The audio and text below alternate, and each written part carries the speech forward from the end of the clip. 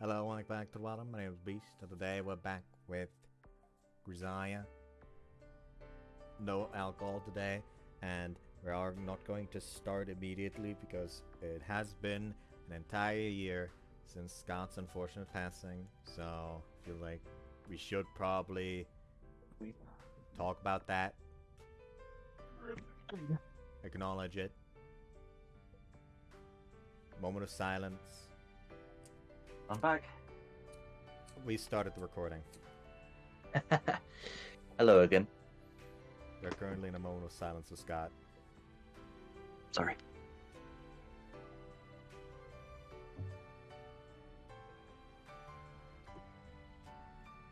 Alright. Now to dispel the somber mood that we've in and get properly into the mood of Grisaia.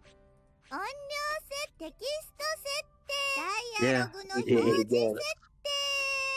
he'd want the fun and games. It's what Scott would have wanted. Yeah, it would. Yeah.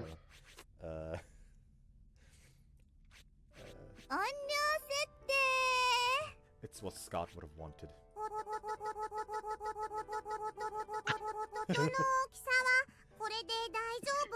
Which one is like nice and spam? It's not Lena, but oh well. これぐらいのこれぐらいでいいこれぐらい調整中 There's no 音量は nice spam of これぐらいでよろしいぐるぐるにゃぐるぐるぐるぐるぐるぐる I guess this is going to be good enough. ぐるぐるに Yeah, we don't have Lena in this game. Yeah. Or any other character that is equivalent in a funny noise she makes in the sound test menu. Anyway, sorry about that. In the drowsy, peaceful time after, I quietly apologize. Yumiko stirs slightly against my arm, currently serving as her pillow. 何が Seems I'm pretty dense when it comes to the subtleties. It's always been a weakness of mine, but I ended up making you anxious over nothing. いいわ分かっていたし最初からあまり期待してなかったから You say? あまりほっとしないでよそれでも本当はどこか期待してるんだから One more, huh? Right. Yumiko's real thoughts leak out in a cute little mutter. I have to stifle a wry laugh. こういう関係になってせっかく初めてのちゃんとした休日だったのにね It's alright. そうよ私が昨日からどれだけ緊張していたか思い知らせてやりたいわ Got a lot of things to apologize for. うんいいの Oh, why? 本当は私の方が謝ることばかりだから Words slip quietly from Yumiko's mouth. I don't know what exactly she's remembering right now, but still, you don't have a thing to be sorry for, Yumiko. As I think I've said once or twice already. Not a single thing. We're both here because we chose to be. Am I wrong? Yumiko nods lightly. ありがと That's better. Apologizing doesn't suit you, Yumiko. Gratitude works much better. And venomous insults, best of all. う最後のは余計よ Just a joke. ユージこそ軽口や冗談は致命的に下手ね My apologies. あと何かにつけて私をいじめるところもね Sorry, can't help myself. Before this troubling line of conversation can go any further, I abruptly changed the topic. Hey, Yumiko, there's some place you want to go? Huh? Now that I think about it, we haven't really gone out together yet. I mean, it's probably going to be a little difficult while we're living like this, but I'd still like to know. Something wrong? どうしても聞きたいの The voice is bashful, but also oddly reproachful. What's the problem? 笑わない Is it that ridiculous a place? Yumiko pushes herself up off the futon and, for some reason, you're wringing my neck? Well, it's not like she's really strangling me yet. Yumiko's fingers are twined gently around my neck in a somewhat menacing fashion, that's all. わかるでしょ Come on, don't you trust me at all? 軽口や冗談の部分ではね Don't look so concerned. I'm not gonna mock you for being a little embarrassed. Come on, where do you want to go? Let's hear it. 遊園ンチ。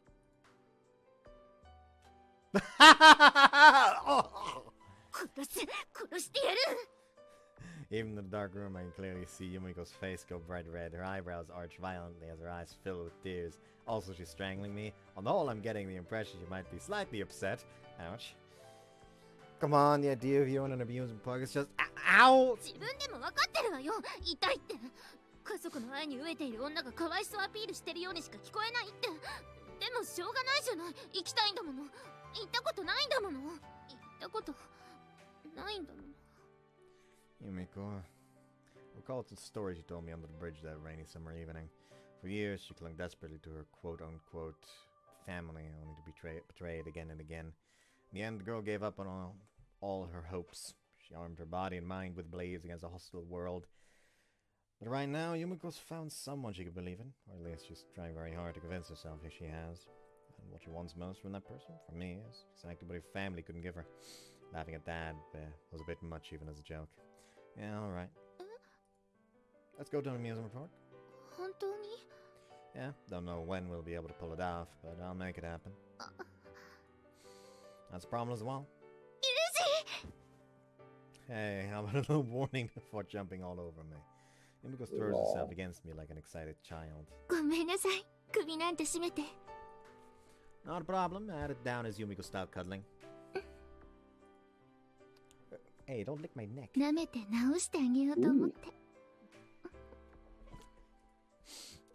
Really, it tickles. Cut it out. ユージ。 Oh.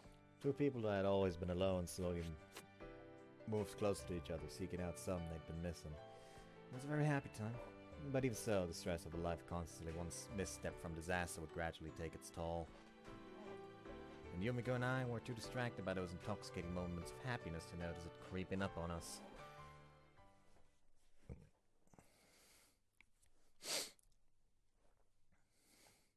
I don't know what time it is, and I don't really care.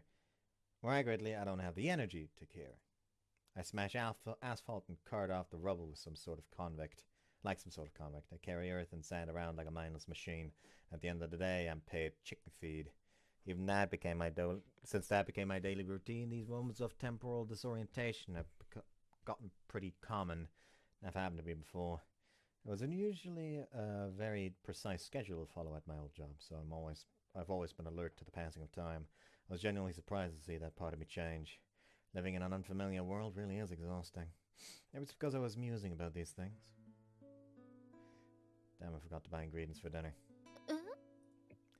I knew I had to pick something up right until I actually got to the shopping street, but the mental note I made to myself after checking the fridge this morning just fell right out of my mind at some point. Of course, the instant I got home and saw Yumiko's face, it popped right back into my head. I'll go back and pick something up right away. いいわよ。疲れているのでしょ? I won't deny it, but my condition doesn't necessarily have any bearing on the situation. I've been trained to use my judgment to produce optimal results under any given set of circumstances. もっと簡潔に言ってちょうだい。 I'm hungry, but there's nothing to eat, therefore I'm going shopping. 私が行くわ。 You, Yumiko. 何よ。その、お前にできるのかと言わんばかりの怪げな顔は。 Well, can you? There's a great deal about this idea that makes me nervous. ユージは、家事もろくにできない女相手に優しすぎるわ。 But am I supposed to softness aside for the moment? Stop insulting the woman I love. What's wrong? Your face is red. そうやって適当に喜ばせておけばごまかせるバカな女だと思ってるんでしょ。騙されるものですか? I wasn't really trying to fool you, but can you at least decide if you're happy or angry? When you snarl at me with a mushy expression on your face, it's hard to know how to react. とにかく買い物くらい子供でもできるわ。 A child also isn't being fucking pursued by a multi-million-dollar conglomerate. Yeah, headed by a megalomaniac. Exactly. Depends on how they've been raised. Look, Yumiko, I'm not saying you can't handle it. I just don't want to force you to do things you might not be cut out for. 女に対して家事は向いてないなんて死刑宣告に等しいわ。生殺主義でもないけれど一般論としてね。私だって傷つくのよ。 Again, that's not how it needs to be worded. Just say, listen, I am trained in noticing when I'm being followed.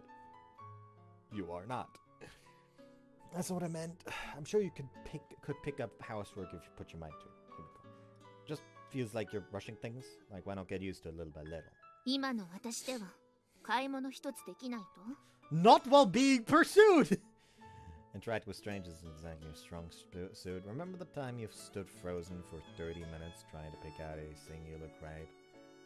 After wavering indecisively over what to buy, the girl got so self-conscious that she couldn't even flee. Never seen anything like it. I mean, I doubt it's always that bad, but seriously, can will you not be a little uneasy about this? But again, maybe that's part of the reason Yumiko wants to do this so badly. It's a chance to overcome one of her weaknesses. Oh, alright, in that case, at least let me come along. 必要ないわというより意味がないでしょそれじゃ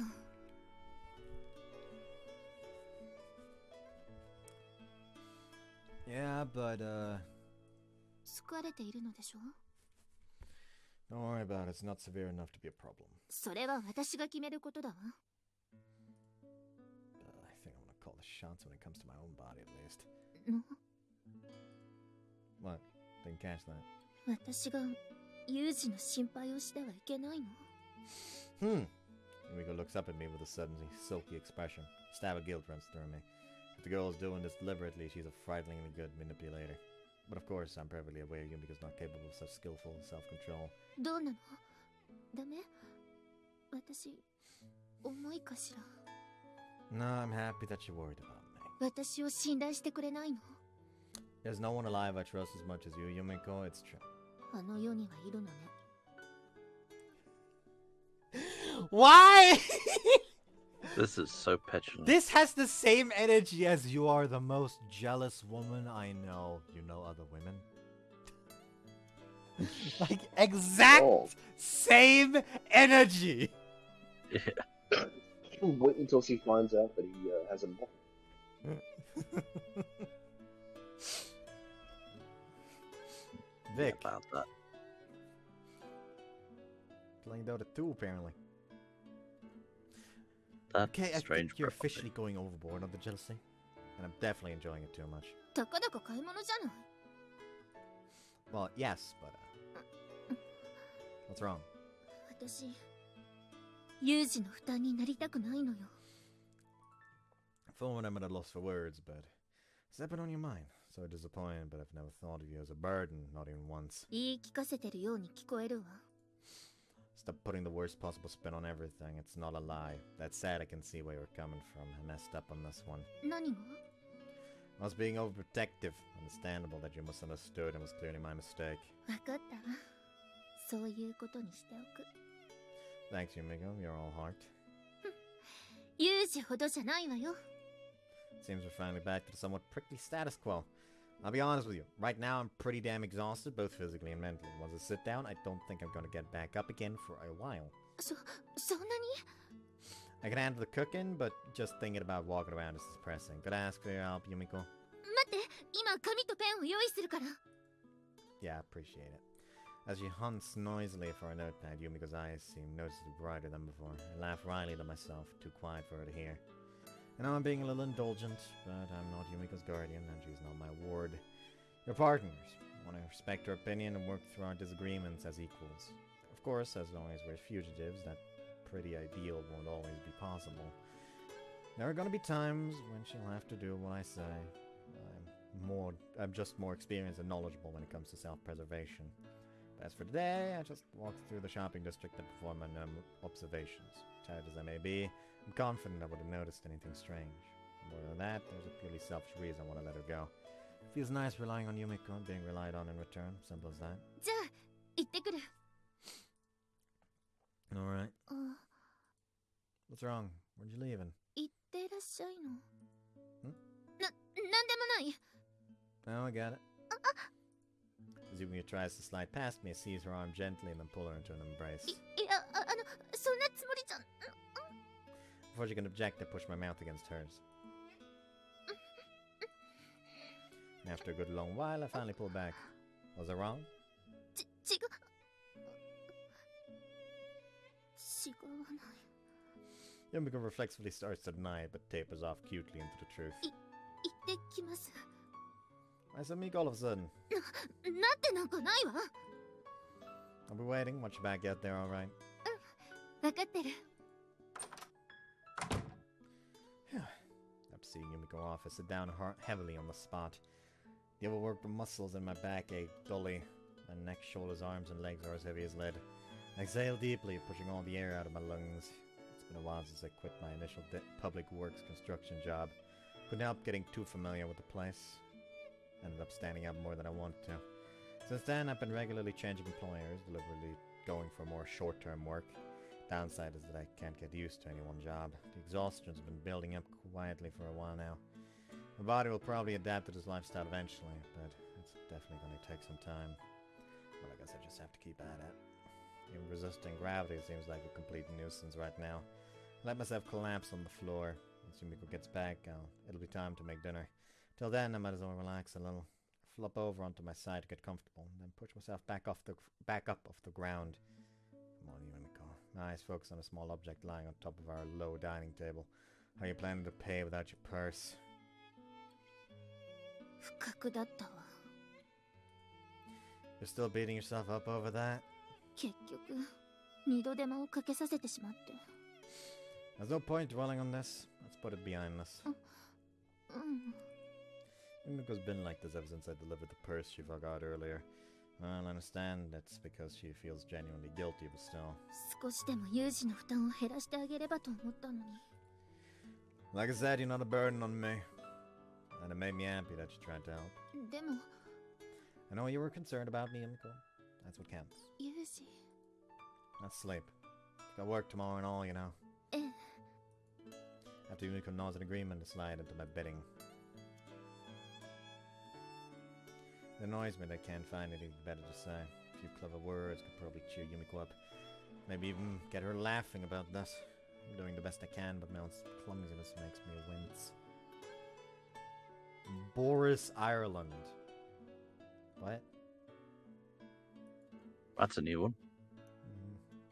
That is a new one. Wait, did I read this one? Wish to hell I could trade my natural talent at being a sarcastic ass for the ability to comfort her. Might be time to start thinking about what comes next. When I analyze the situation calmly, right now I'm physically and mentally exhausted, very near to the limits of my endurance. However, that's absolutely not because Yumiko's burdening me down. It's because Yumiko's at my side that I'm able to keep struggling forward. That's genuinely how I feel. That's a pretty easy line, isn't it? Alright, I'll have to try and work that one into conversation tomorrow at some point. Even as that thought runs through my mind, I'm starting to slip down into darkness. Oh! Did somebody say the door to darkness? Excuse me? That was an atrocious impression. I know, but have you never seen that scene? Hold on. I can't even tell what character you were impersonating. It's supposed to be Mickey Mouse, but... No, not Mickey Mouse. No way.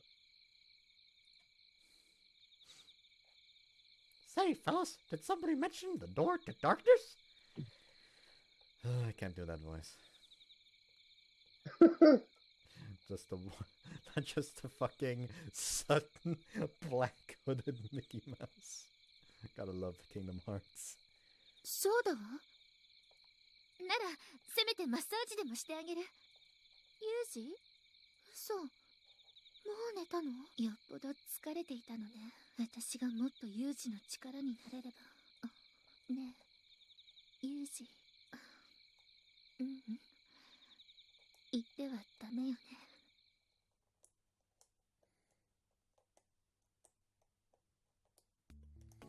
Okay, I've got to get going. ええ、いってらっしゃい。There's a good chance of rain this afternoon. I ended up coming back a little earlier than usual. そういうものなの？ Probably depends on how we're doing at the site and how bad the weather is. わかったわ。Right. 何？ Forgetting anything? 何が？ The goodbye. いいから早く行きなさい。I'll see you. Alright then, bye. まったく。はあ、なんだかすっかり痛い女になってしまったのね。ユージに心配をさせるばかりじゃなくて。こんなところまでダメなんて。いい天気。見てなさいユージ、私が落ち込んでは慰められているだけの女ではないことを思い知らせてあげる。 Something tells me that the actions she is about to take to prove him that she is not just a gloomy lump of a woman who needs to be cheered up all the time will result in her becoming a gloomy lump of a woman who needs to be cheered up all the time. Stop reading ahead. I will not. Is that exactly what happens? Well, read on. She's gonna try to wash the clothes. The fucking washer is gonna break. She's gonna try to cook up a meal for when he comes. All the ingredients are fucking burnt. She's gonna try to start cleaning the room. The fucking vacuum's gonna break somehow. The vacuum's gonna break somehow. Fucking vacuums up the money or something. I don't know. That's あ easy なた to に似 remedy. 合ういい女になってみせるわ。覚悟なさい。ん？ユミコ、これ全部お前がやったのか？ええ、そうよ。あなたが疲れているみたいだったから余計だったかしら。いや、とんでもない。むしろ喜んでいる。お前がここまでの女になっているとは俺も思わなかった。これだけじゃないわよ。もっとあなたを驚かせてあげられるんだから。 You're 私が just standing next to this, like, I forgot my wallet. You keep going. そうか。では大いに期待するとしよう。ユージ、ユミコ。ああ、こんな痛い一人芝居をしてる暇があったらさっさとやれって感じよね。 Or that. 料理、 Good. 掃除、 Haha. あと洗濯。私だって Someone needs to 心 help 配さ this れるばか woman. りじゃなくてあなたのためになれるんだから。 Yeah, something tells me that by the time Yujis comes home, it's gonna be too late to help. まずは料理ね。とりあえず冷蔵庫の中の食材を確認しないと。なるほど。でも何を作ろうかしら。ユージが揃えただけあって食材は一通りあるのね。ユージに料理の本でも借りてきてもらえばよかった。せめて携帯電話がまだあればネットで検索。昔調理実習で肉じゃがを作ったことがあったわね。よし、それでいきましょう。まずは野菜を洗ってと。じゃがいも、人参。そういえばピーラーがないんじゃないかしら。確かユージは全部包丁でやっていたし。 This can only end 包丁 poorly. で全部。考えるより先に手を動かす。そうよね、基本よね。でもできるのかしら、私に。剥くというよりは切り落としてる感じだけれど致し方ないわね。気にしたらおしまいよ。これはこういうものだって思うことが大事よ。このままちょうどいい大きさに切りましょう。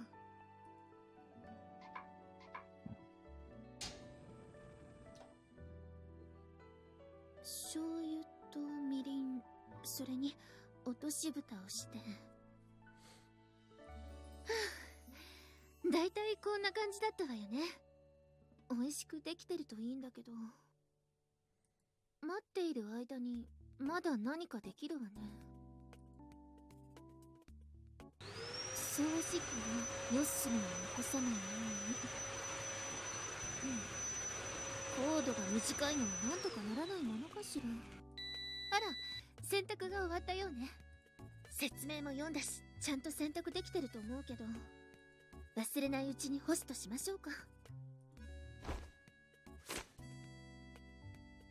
下着の形が崩れてる。そういえば下着は手もみだと傷まないってスオさんが言ってたっけ。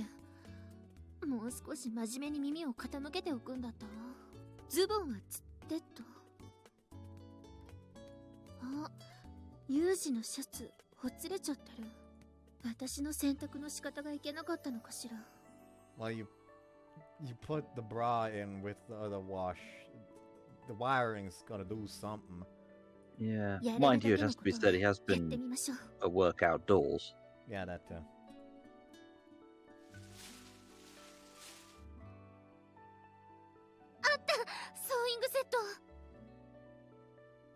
Oh no. 全く使ってなかったから探すのに部屋中ひっくり返す羽目になったわ。 If she hurts herself on the needle, she shouldn't feel too bad. I've had to repair trousers and other things in the past. こ Fizz. れくらいどうってことないわよ。料理も掃除も洗濯も裁縫だってすぐにできるように。 Ow. There we go.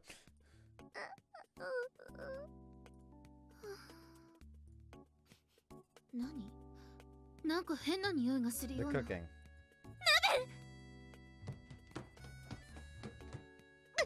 忘れていたわ。焦げ臭いけど中は無様だ。なんなのよもう。針と糸を持てば指を刺す。鍋にかけた料理が焦げる。蓋を取ろうとすれば熱い。手を引っ込めた拍子に棚にぶつけて食器が落ちる、割れる。水道で手を冷やせばやけどと刺し傷で痛いし、いくら私だって泣きたくなるわよ。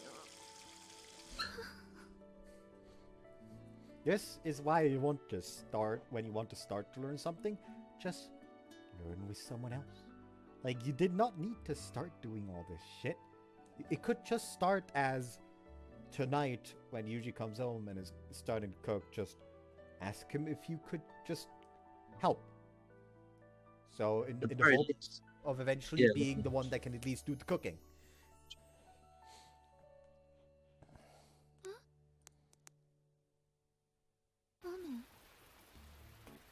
いけない。洗濯物が出しっぱなし。せっかく干したのに早く全部取り込まないと。掃除機のコードに足を引っ掛けたのね。あ、テーブルのお茶がこぼれて洗濯物ぐちゃぐちゃ。部屋もぐちゃぐちゃ。何よ、あれだけ時間をかけて何一つ残ってないじゃない。有志の力になりたくて、ただ有志の負担になりたくないだけなのに、私は何もできない。どうやっても有志の足を引っ張るだけ。もしかして私は有志のそばにいない方がいいの？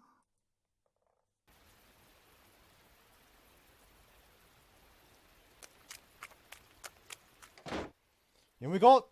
Burst into the room, not pausing to take off my shoes. The scene inside confirms my worst fears. The dim, shadowy apartment has been completely transformed since this morning. In the kitchen, I can make out shattered tableware and clothes scattered all over the place. The living room space is comparatively undisturbed, but the lingering scent of something burnt in the air feasts the storm of panic swirling through my mind. Those bastards, how did they track us down? Yuji? Yumiko, you're safe! Relief washes over me as my eyes find Yumiko cowering in the middle of the room. 無事? They were here, weren't they? 奴らって The room's a complete disaster. They must have been here. Amazing you were able to resist. Always surprising me, Yumiko.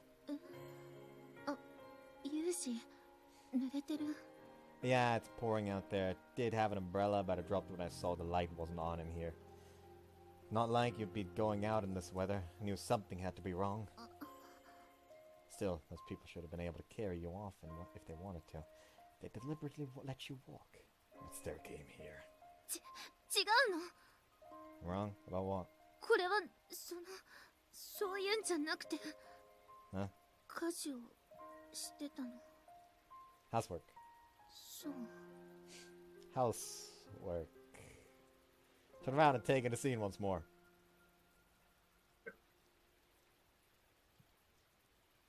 Don't be ridiculous, Yumiko. It looks like someone was fighting off a burglar in here. Housework couldn't possibly produce a disaster scene like this. 普通はそうなんです。 How to make it very much worse. Yep. Huh? 私には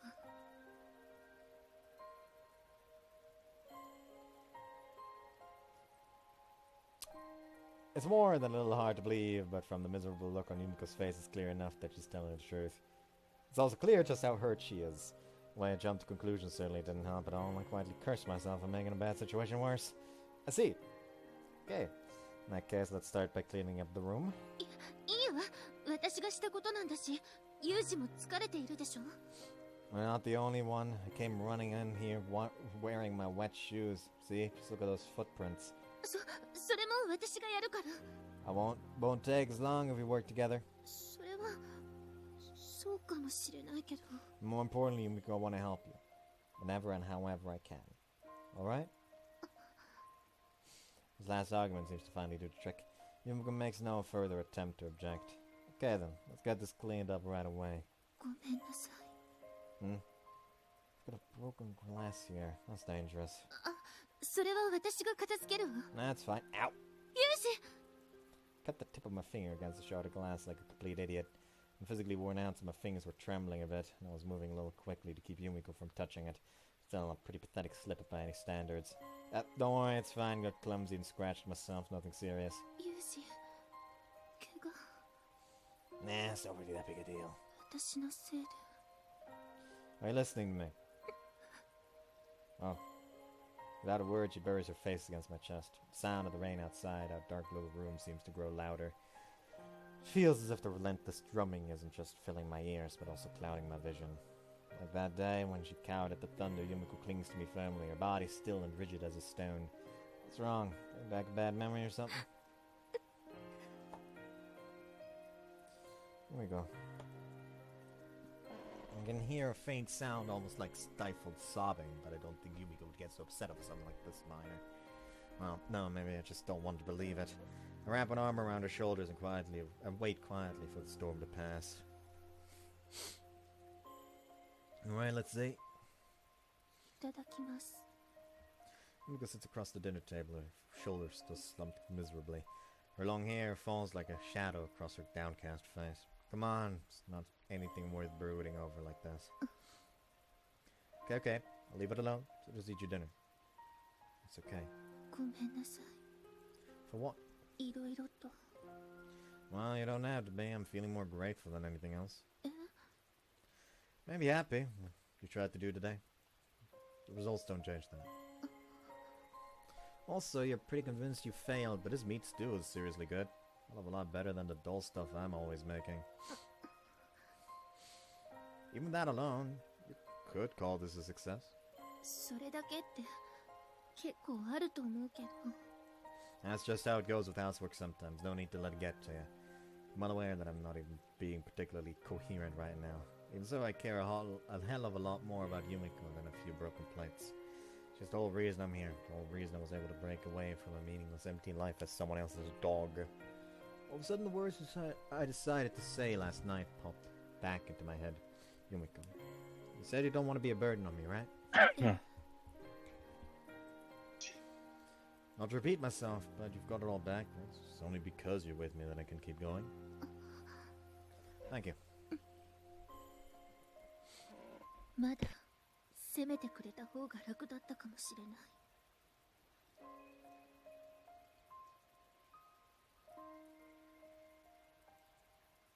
Don't talk nonsense. I don't have anything to chastise you for. そうね。ユージはそう言ってくれるわよね。 Yumiko smiles awkwardly, but there's still more than a hint of gloom in her eyes. We're both trying our best to help each other. We both care about each other very much. I know all that. I know this disconnect is the product of the exhaustion and stress that come with living as fugitives. So I can't help feeling guilty. Maybe Yumiko wouldn't be looking this sad right now if I wasn't so incompetent. Mary wouldn't be hiding like a rat if I wasn't such a worthless piece of trash. But just thinking those thoughts is an insult to the woman who believes in me. I pushed the black pessimism out of my mind with an effort of will. Our room's silent except for the intolerable droning of the rain. No matter how long we wait, it doesn't give the slightest sign of stopping anytime soon.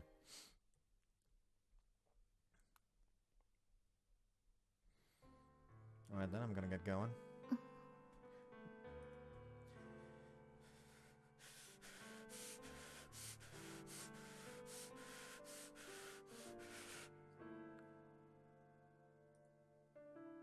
Not the music.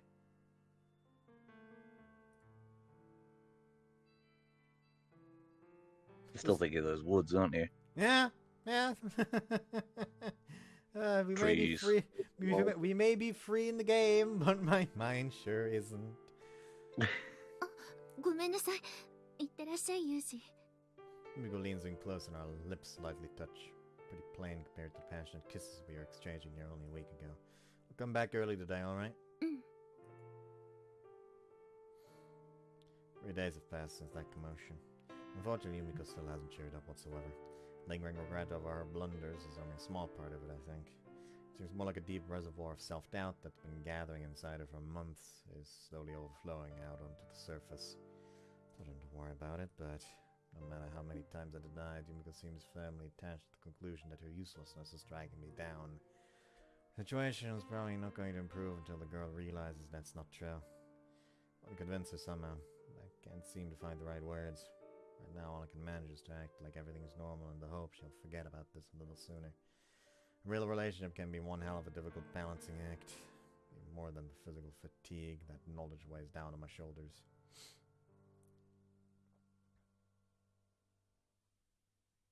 何をやっているのかしら。ユージの役に立ちたいのに何もできないなんて。あ、私の存在がユージを追い詰めている。 Damn, I just hope she's not brooding over there. Even in the middle of work, I can't get Yumiko out of my head. Leaving the girl alone at a time like this worries me. When I'm there, I can talk to her. It's a stopgap measure, but I can embrace her until she calms down. Solitude amplifies fear and doubt. In a frustrating situation like this, talking to yourself for hours on end is a very dangerous thing. However, I simply don't have the flexibility to spend all my time with Yumiko right now. Our financial situation is way too tight. I've got no choice but to finish up here and get back to her as quickly as humanly possible. Lugging another sandbag into place, I exhale heavily and look up into the sky. The weather's nice. I find that it almost makes me uneasy. 今頃ユージは働いている頃よね。私は何もしていないのにそればかりか邪魔までして。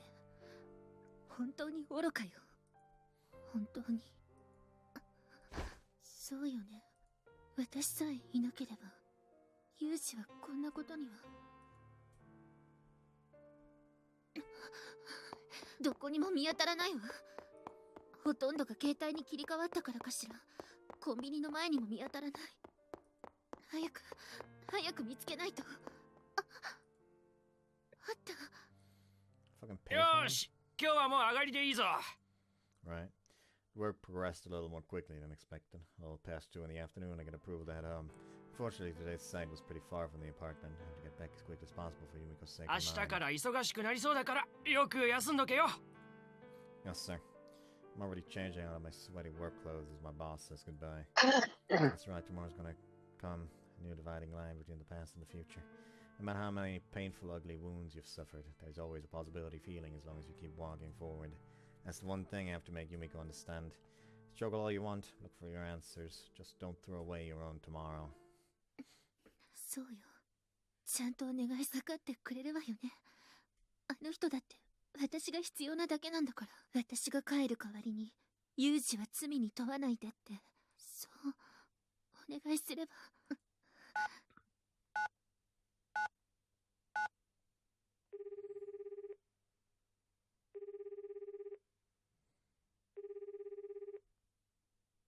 公衆電話。誰だ。はい。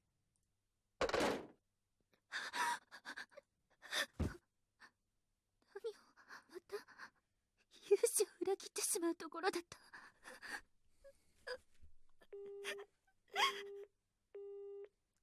切れた。すでに風見雄二、由美子さんの両名とも所持していた携帯電話は破棄されています。今後仮に向こうから連絡を取ろうとした場合、公衆電話からかけることが考えられます。着信があった場合は。公衆電話、まさか。おい、今携帯にかかってきた公衆電話の記録すぐに調べろ。私の携帯に決まっているだろう。寝ぼけてるのか。由美子からか例の軍人の可能性が高い。急げ。ついに降参か、由美子。 Wasn't able to get back that early after all. The return train from the sight was delayed, so it was already evening by the time I'm back in town. Barely any different from the usual. Driven along by sheer impatience, I found myself striding rapidly down the street. This is no good. Why am I feeling so uneasy? Probably because I kept dwelling on the situation while I was working. While I worked, unproductive thoughts keep flitting through my mind. Shaking my head to drive away those vaguely ominous feelings, I hurry home while maintaining an appropriate level of vigilance. A good feeling is usually the product of wishful thinking, but a bad feeling is grounded in experience and reality. Therefore, the latter proves accurate more often than the former, or so they say. The lights are out in our apartment. The instant I see that, all the dark thoughts I've been fighting today spring violently back to life. Yumiko. Dropping the armful of used books I brought as a distraction for Yumiko, I sprint up the stairs to the second floor. Yumiko, are you there? I lock the door and rush inside. No sound of movement or answer in my frantic entrance. At first, I thought she'd left the apartment, but as my eyes adjusted, I found her hunched down quietly in the middle of our room, arms wrapped around her knees. The curtains are tightly shut, the sun hasn't set, but our room's enveloped in darkness. And like last time, there's no signs of a mess or physical damage. Yet it's obvious at a glance that Yumiko's in far, far worse shape than she was that day. What happened, Yumiko? Run over and shake her by the shoulders more roughly than I intended.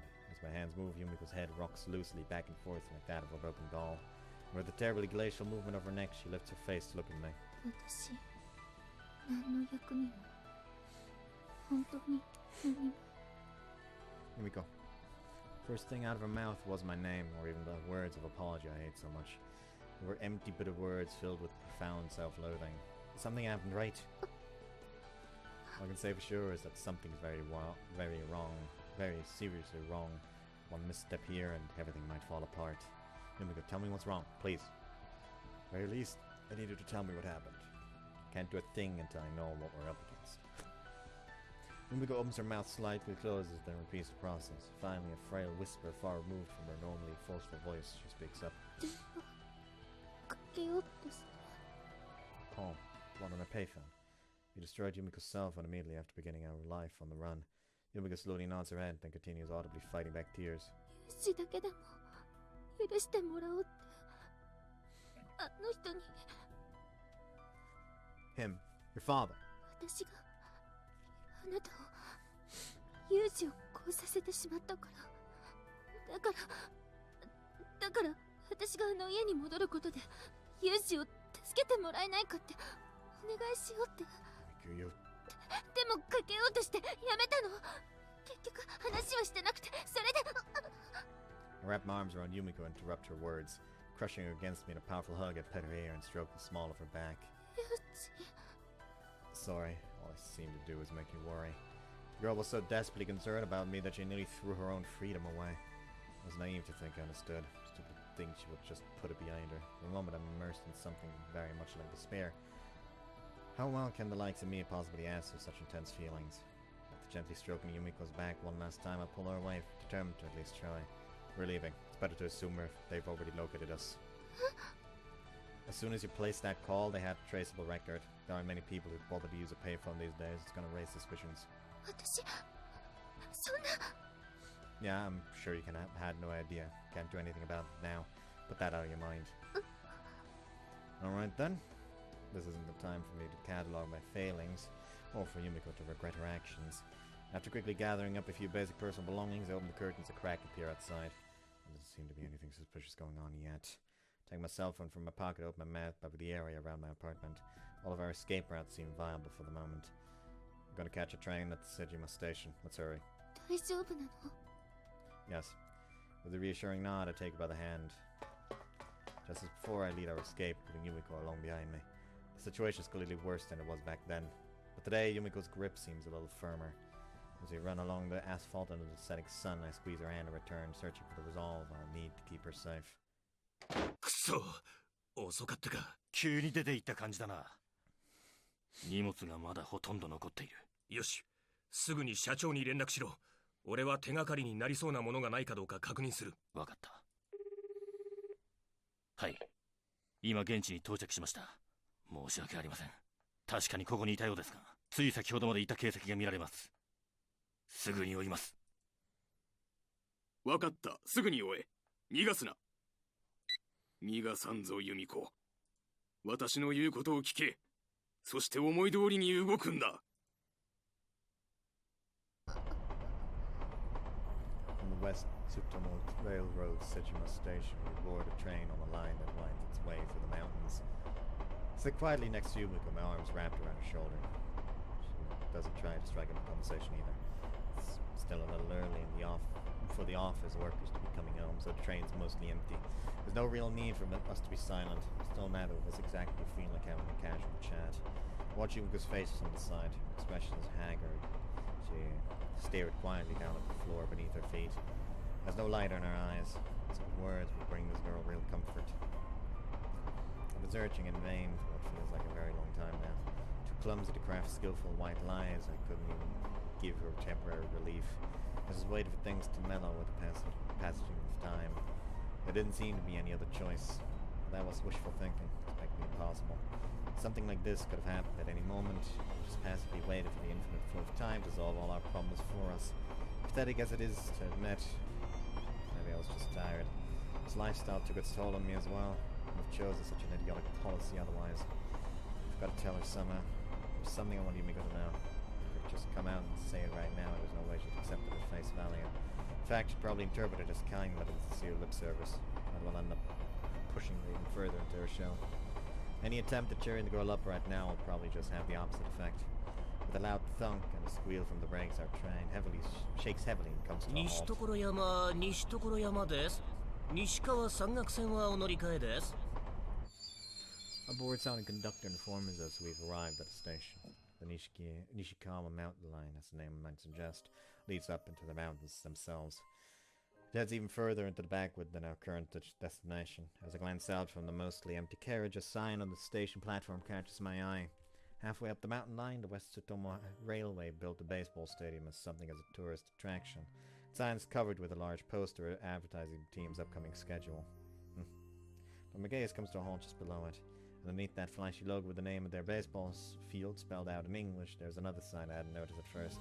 It brings back a memory from a few months ago, something we talked about before the strain began to wear us down. Something important that we'd nearly forgotten. Oh, that's right. We've been hard-pressed just to get by.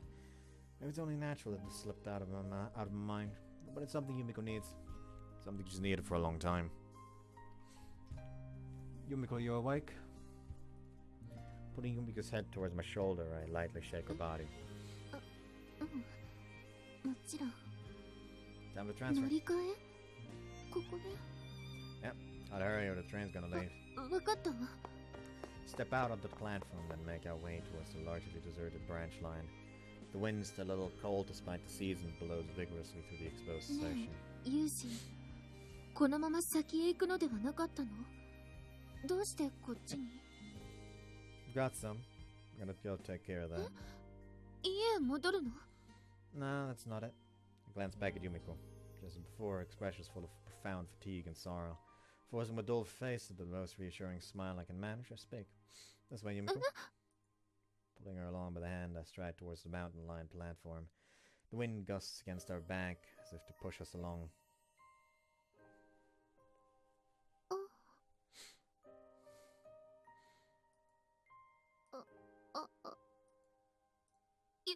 Yuji! What's up?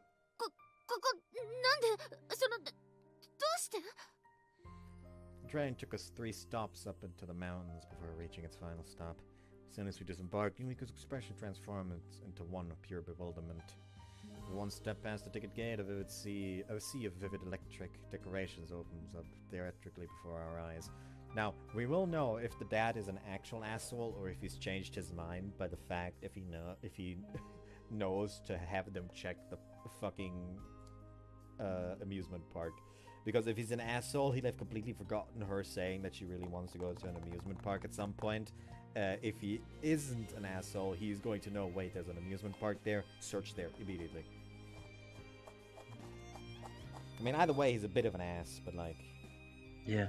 If it's an ass with bad intentions or good intentions is the... Like, the intentions are the important part here.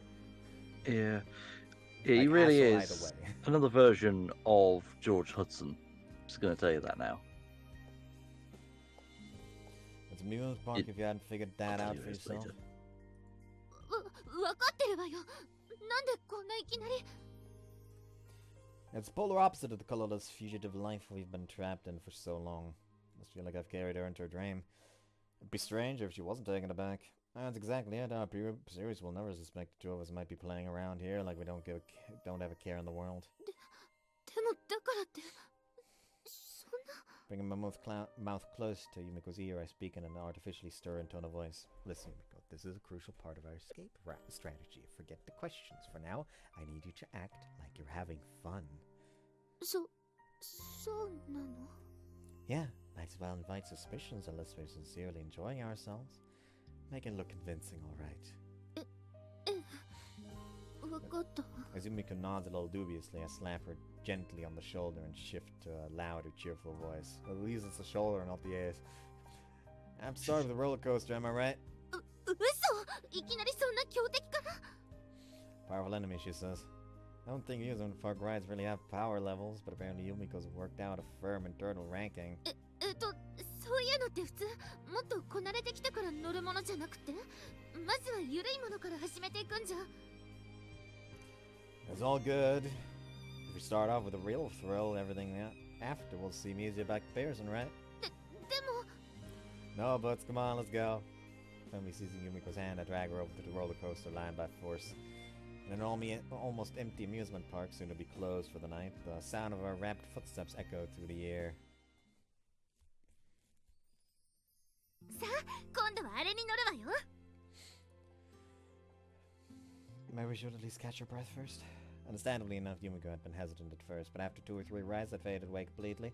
By now, she's the one pulling me along. 次は何乗ろうかしらユージは何がいい I'd like to ride that bench from the rest area for a while. 急流ウォータースライダーに乗りましょうよねえそれでいい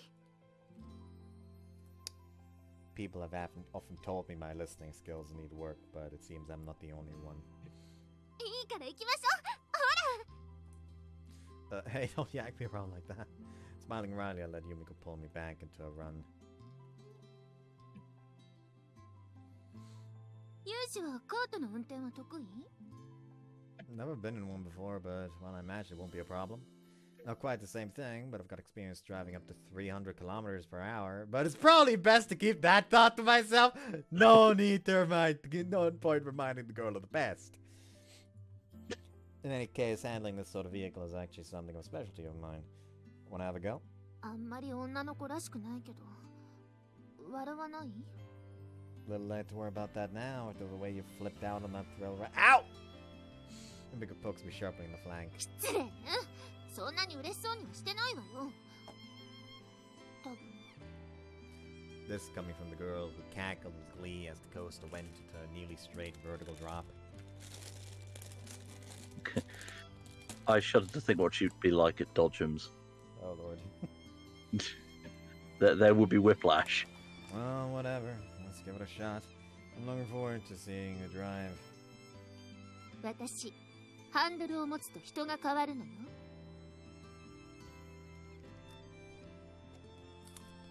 Why does this give me the same energy as like, yes, be warned though, I'm an animal in bed, the next panel, pet me and give me food. Bring me food. Whole different person. Just actually turns into Jeremy Clarkson.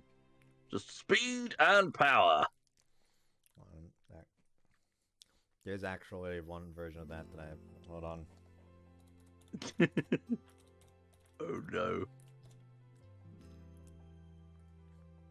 That was actually surprisingly easy to find. Like, that was a matter of seconds. Jesus. Well, our search histories really do know us too well.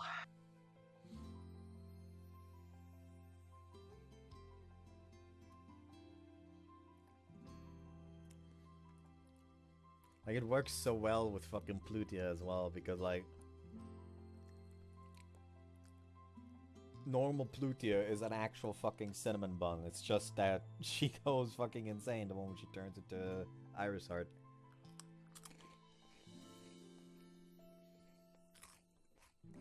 Seriously? 冗談よというよりゲームを含めてやったことないもの This inspires a moment of relief, but soon I recall the distressing example of a certain monstrous speed demon named Suwamane. Indeed, there's no telling how taking hold of the steering wheel will change a person. A vision of Yumiko merrily smashing around the track, shrieking, "This feels so good! I want more, Yuji!" flashes before my eyes. I think I'll have to keep a very careful eye on how things develop out here. どうしたの？突然難しい顔して。Nah, it's nothing. I was just reflecting on the countless possibilities lying dormant inside the human soul. はあ？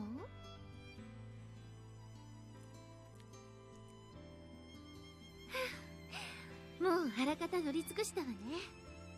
Oh yes, as you went from one end of the park to the other, riding literally everything we saw. ユージが意外と回転系の遊具に弱いことが分かって面白かったわ。Yumiko looks over at me with a smirk on her face. So sue me, I'm just not a fan of the coffee cup thing. 明らかに不機嫌そうだったものね。今度からユージが何か悪いことをしたら、椅子に座らせて回転させる罰を与えるわ。Spare me the practical applications, please. It's good that Yumiko seems to be enjoying herself, but the last thing I need is a girl developing some weird little superiority complex. I think some retaliation may be in order. Yumiko, how about this next? まだ乗っていないのが。The instant Yumiko peers down at the pamphlet in my hands, her face stiffens like freezing water, or like water freezing to ice. What's wrong? Where's that energy and enthusiasm gone all of a sudden, Sakaki Yumiko? そんなとこだけフルネームで呼ばないでよ。ねえ、ここはいいから他のとこにしましょう。ね。Yumiko looks up at me with pleading eyes. Meeting her gaze with a deliberately kind expression, I answer flatly and decisively. Not happening. It's your punishment for mocking me about that spinning ride. Only fair that we have you face up to your weaknesses as well, alright? Make my way to a building tucked into the dense forest of the on the edge of the amusement park, forcefully pulling and resisting Yumiko along behind me. A building marked Spine-Chilling Hall of Horrors.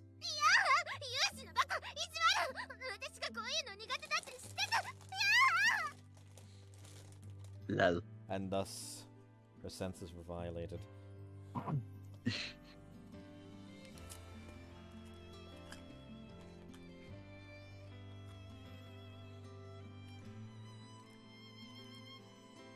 Well, wasn't expecting much from an amusement park attraction, but that was a truly engrossing experience. That wax figure that popped out halfway through was particularly well made. The way his brains burst all over the place was quite realistic, don't you think? Of course you would know. Oh, and the master of the hall, I saw the decapitation coming, but I wasn't expecting his severed bloody head to come flying in our direction. Guess it's worth giving that sort of place a try every once in a while, eh? Here we go. What's wrong? You haven't been saying much. And that pale face of yours, it's getting whiter. Did you catch a cold or something? You did seem even more frightened than I'd expected.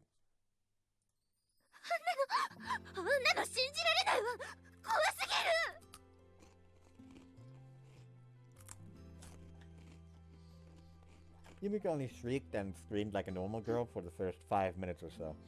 After that, the terror must have overloaded her brain. No matter what came after us, she'd just quiver violently at my side, her face frozen in an expressionless mask. Really are totally helpless against that sort of thing, huh? My bad. 知ってて連れて行ったくせに、そういうド S なところユージにはあるわよね。Can't deny that. 夜だってやめてって言ってるのにそんなこと。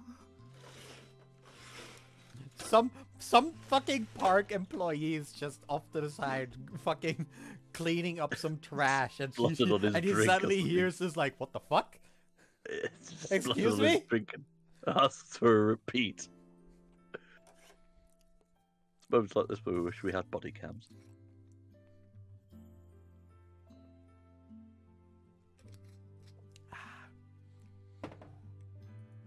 You say something? なんでもない。ほら、今度は怖いのじゃなくて、もっと面白そうなのに行きましょう。ね。Her pallid face erupted blooming red. Yumiko pulls me firmly along by the hand in a clear attempt to change the subject. さすがにちょっと疲れたわね。Yeah, same here. We've finished visiting nearly all the attractions the park has to offer. Yumiko glows with obvious satisfaction, but there's a hint of fatigue in her eyes as well.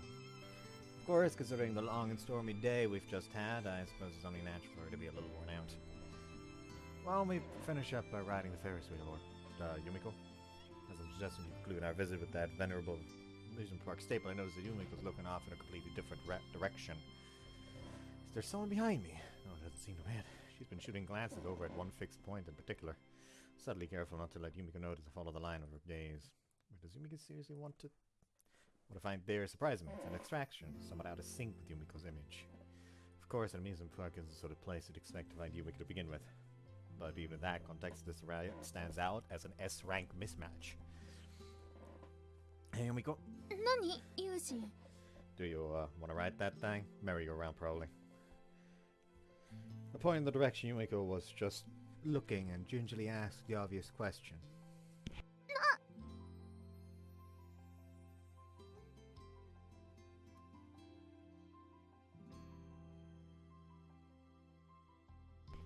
Instantly, in a replay of the previous conversation, her pale face lights up with a violent blush. 何言ってるのよ。なんで私があんな小さい女の子が乗るようなものに。 Well, you've been running around like a little girl the whole time we've been here, haven't you? バカにした。今はっきりと私をバカにしたわね。 In that case, you want to just skip it and leave?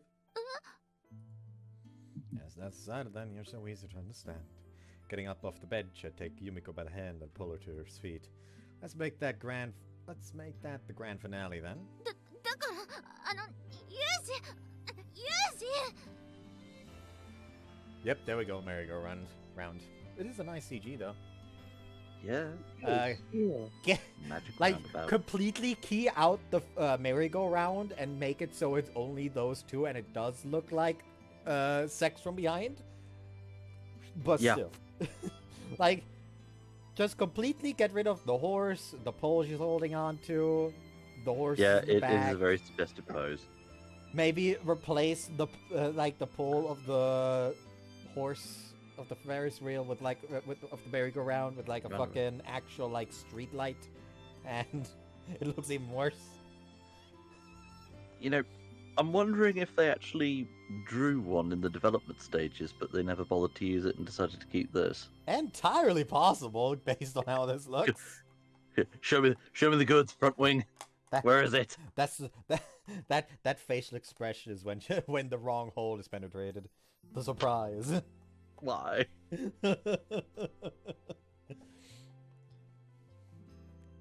Before long, the two of us have climbed onto the ride Yumiko had her eyes on. The park's shutting down for the night very soon. There aren't any other visitors to be seen. ちょっとやだ。恥ずかしいわよ、こんな。 But nonetheless, the girl looks around the area nervously, self-conscious, despite the complete lack of spectators. Well, that's the problem. Nobody's around. Might as well throw your pride to the wind and regress the trial いきなり言われて、はい、そうですかって戻れないでしょ。もう。 Knowing Yumiko's protests, the merry-go-round creaks to life and begins to spin. A vast array of cheap-looking electronic decorations and lights begin to blink cheerily on and off, and an upbeat tune that feels vaguely familiar plays from the speakers overhead. It's not the magic roundabout, is it? Halfway through the sentence, Yumiko falters.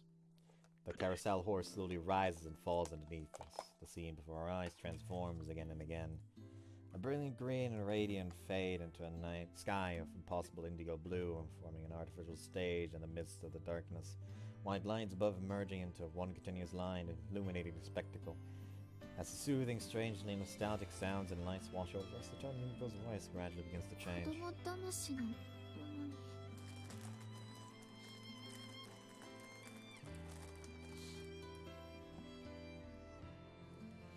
What's wrong? I hear the girl faintly breathe in. Then, in a voice just barely audible over the garish music, she continues. すごく乗りたかっ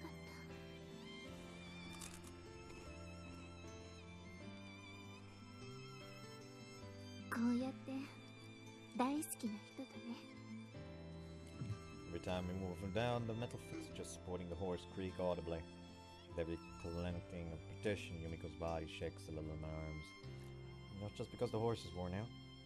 母の実家にいた頃はね、最初とても不思議だったのよ。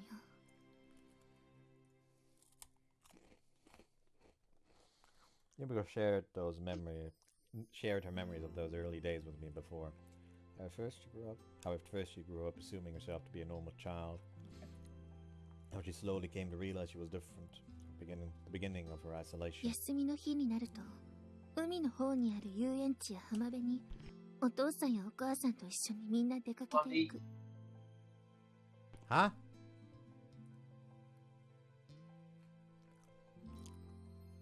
What was that? I think that was directed at poor Bud. Possible. You there, bud? One moment, he says. Okay.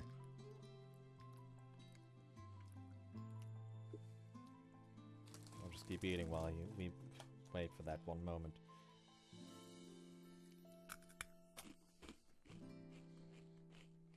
You know, this is a very emotive scene. It's lovely, isn't it? Yeah, very. Although part of it was making me think of invariably of the Magic Roundabout.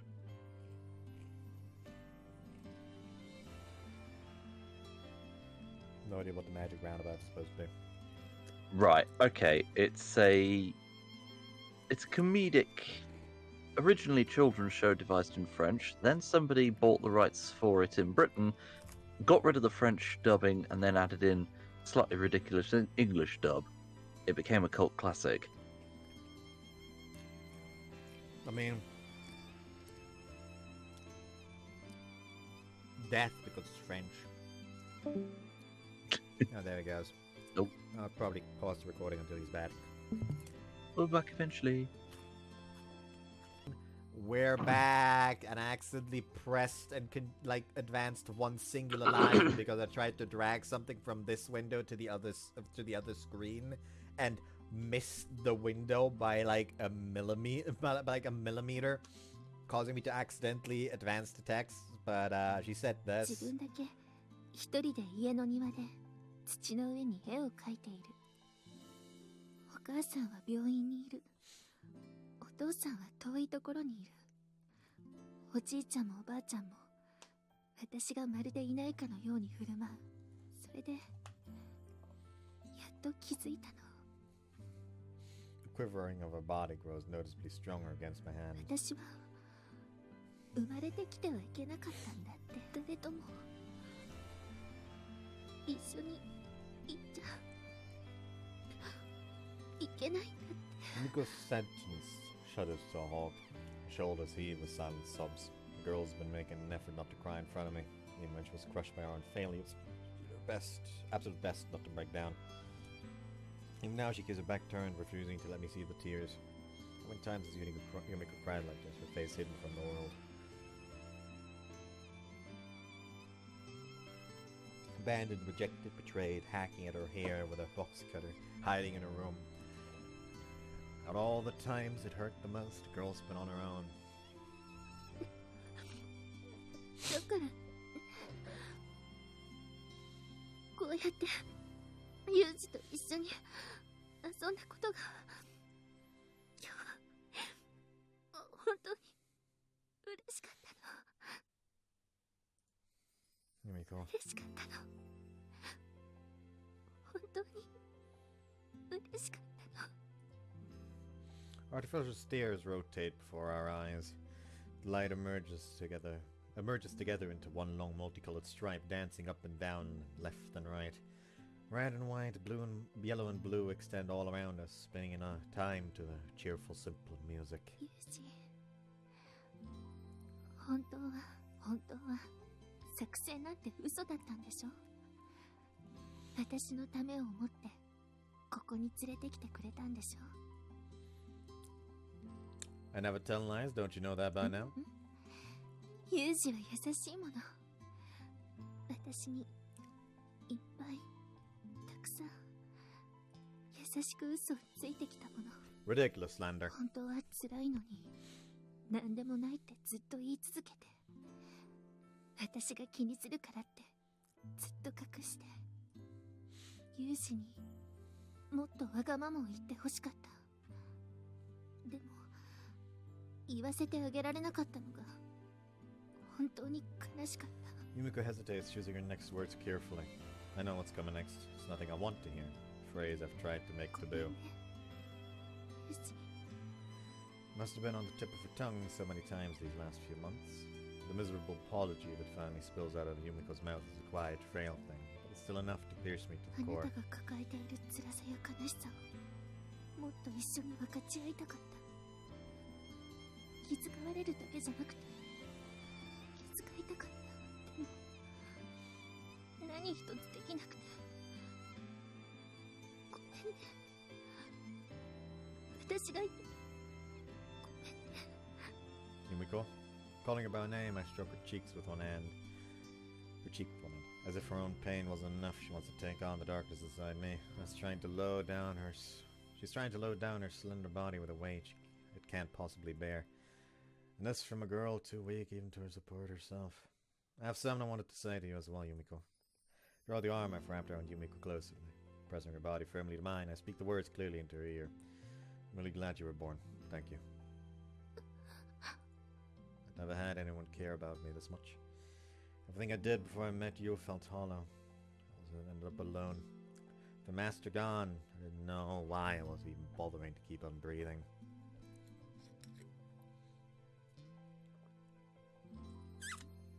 Pretending to work for my country, I tried to find the meaning of the words she left me at the end. They were all I had left. I still haven't unraveled that mystery. But now that I'm with Yumiko, I think I'm beginning to glimpse some small fragment of the answer. At the very least, your birth had meaning for me. So let me say this one more time. I apologize. I'm grateful to you. I embrace her even more strongly than before. Above the swaying carousel horse, Yumiko's body begins to tremble once again. A warm drop of water falls on the hand I've wrapped around her. Then another. Pretending not to notice, I gently stroke her hair. あなたはどうしてそう優しいの？ I'm not kind, just full of myself. I do what I want. やっぱり優しいわよ。だってそんなこと言われたら私もう何も言い返すことなんてないわ。 Her hand reaches back to grasp the sleeve of my shirt. 本当にあなたは優しくて勝手なんだから。 Sorry, it's my nature. It takes some time for Yumiko's trembling to die down. The park outside is always sinking into darkness. As I watch the lights on the other attractions wink out in ones and twos. By the way, there was one other reason I brought you here.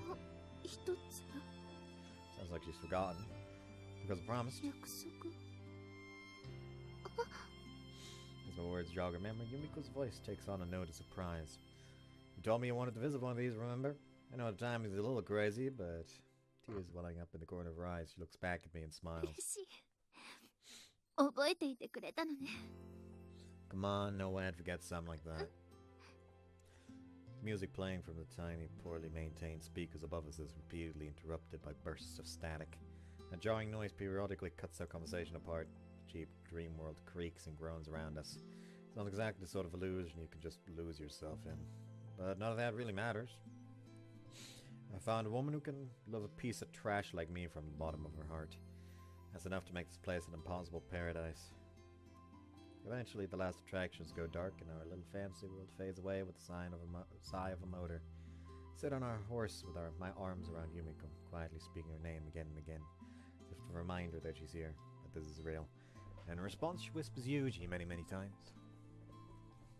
In a forest so dark it's impossible to tell when the trees end and the sky begins, our train winds its way down to civilization. Little by little, the small lights of carriage windows come into view in the station below, where we transferred only a few hours ago. As much as we might want to deny it, those lights force us to realize that our time in the dream world's over. Down there, an inescapable reality is waiting for us. It's already past 10. We've had hours to follow our trail. Once we transit the train that'll carry us away from here, we won't be able to turn back. At my side, Yumiko quietly gazes at the back of the seat in front of her. Her eyes are hollow and lifeless like they were before.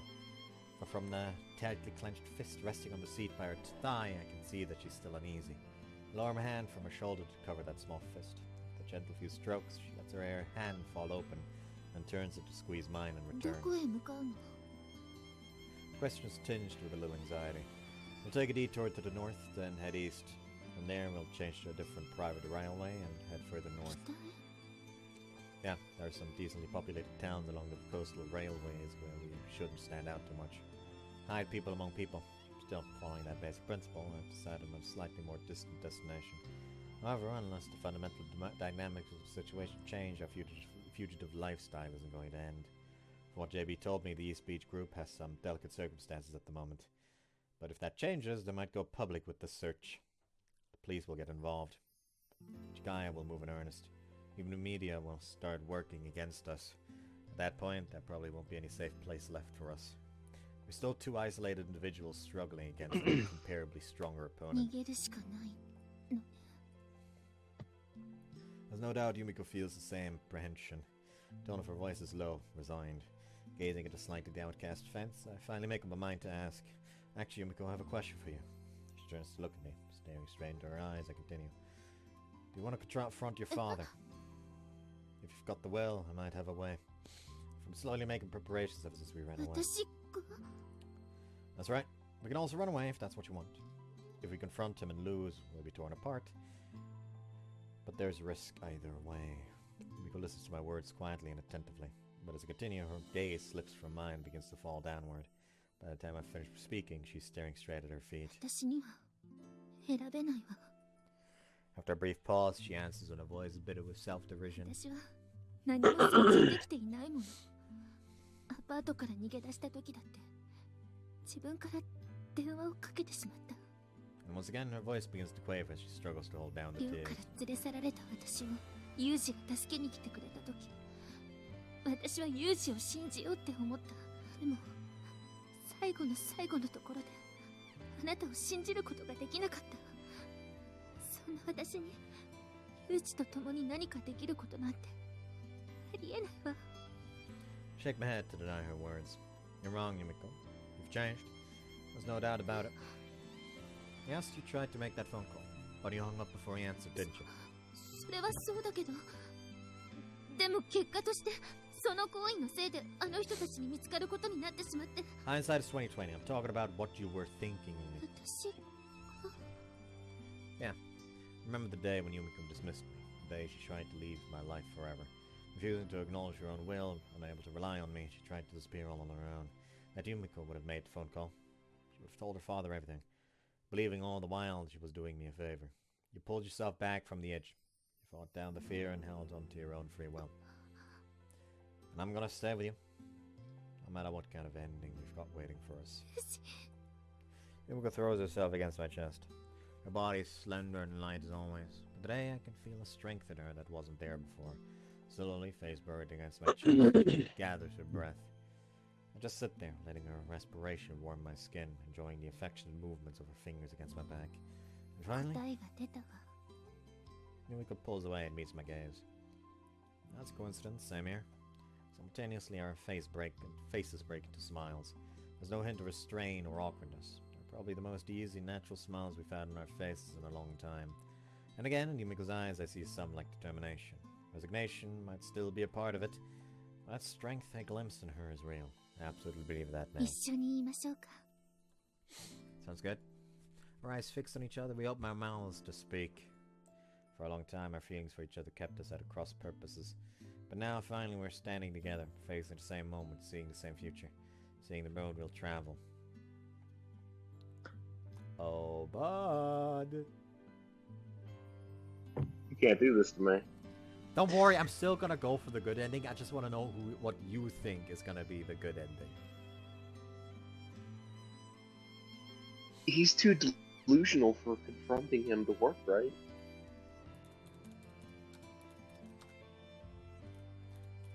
Well, let's look up Yumiko-Route choices. Fortunately, I know this one. He knows this one, he says. Yeah. Okay. Of course, you can loaded up to confirm it, but Yeah, the normal ending of Grisaia and Okajis is set in Yumiko's route. The player can reach this ending by choosing to run away together in the final choice selection screen in Yumiko's route. While this is a normal ending that led to no deaths or significant tragedy, it is meant to signify that pain and guilt can come from not just physical loss, but mental too. So yeah, run away together is the wrong. How long you think is gonna be? Runaway is the wrong ending? Runaway is yep, the wrong ending. Runaway is the wrong ending. You need to confront him. He's delusional, though. Well, sometimes the best plans are the craziest ones.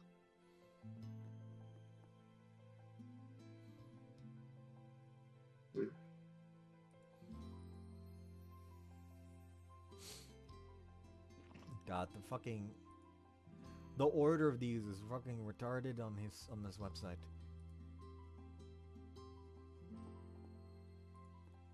God, why is this website so fucking cringe? At least I can tell this time what the fucking good end and what the bad end is. Though, anyways, you think we're gonna be able to finish the route this part, Eagle?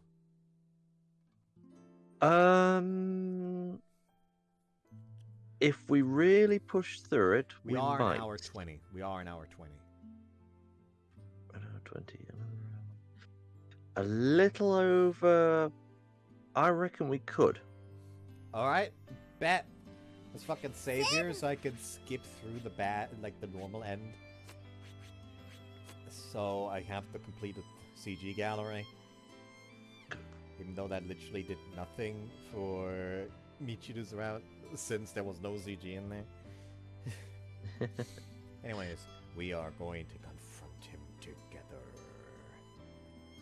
Forward, march. Like, Michiaki's just in his office.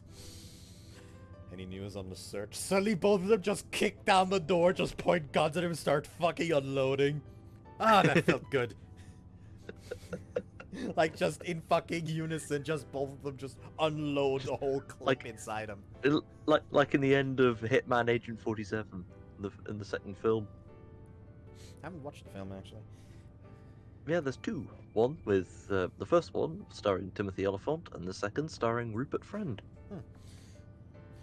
Like the most amount of story that I know for Hitman is like the new Hitman games, like 1 to 3, as well as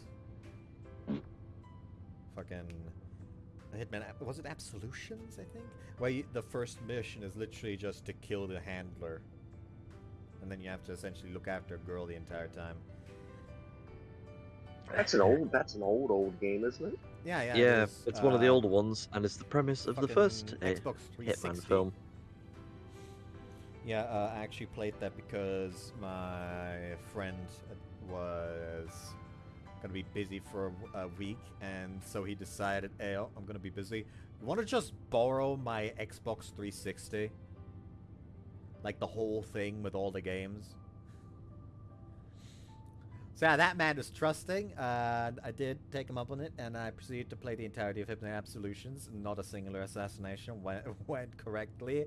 It all fucking devolved into me gunning down everyone in sight out of panic. A problem becomes unnoticeable if there's no one left to notice. Exactly. Like that's also how I handle being discovered as a support in a shooter or something. Because in Overwatch, I play Zenyatta. The other supports have tools to get away from the danger. Zenyatta just kills. Which is funny for fucking Robot Buddha. Robot Buddha. I mean, he literally is. Yeah, I know. Is it any more enlightened? Hold on.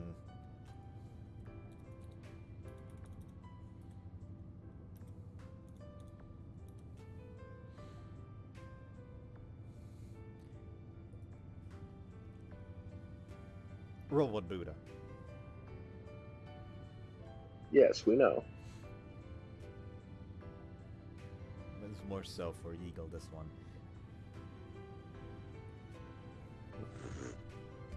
The car advances steadily down the dark, unlit road. Eventually, the rough country lane, our under our headlights gives way into a paved road, and the scenery around us starts to suggest the work of human hands. The dreamlike world's behind us now. We've been dragged back into reality. Get back to reality. あとどれぐらいで目的地に着くの？ Oh, there goes gravity. Glancing briefly at the GPS mounted next to the wheel, I do a little mental arithmetic. Another 30 minutes or so. There shouldn't be much traffic after this. So maybe a little earlier. そう Tinge of barely suppressible unease in her voice. Yumiko says that and nothing more. The hand resting in her lap forcefully grips the fabric of her skirt, trembling ever so slightly. Feeling anxious? それは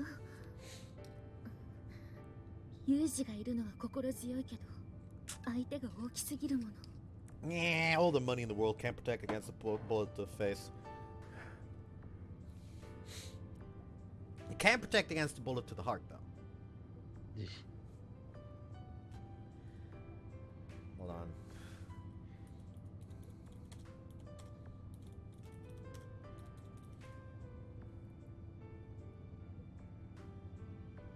There is sadly no gif of it on fucking... What the fuck? Anyway, there's sadly no gif of it on Discord, but I'm talking about that one time in Yakuza where some dude was shot, everyone got worried, and then they're like, I'm okay. And he just pulls out a fucking stack of money that perfectly blocked the bullet. Anyways, the reason why I just froze in astonishment was because this showed up suddenly. What the? Right. Okay. God, what the fuck is her name again? I know that who this is. Hold on.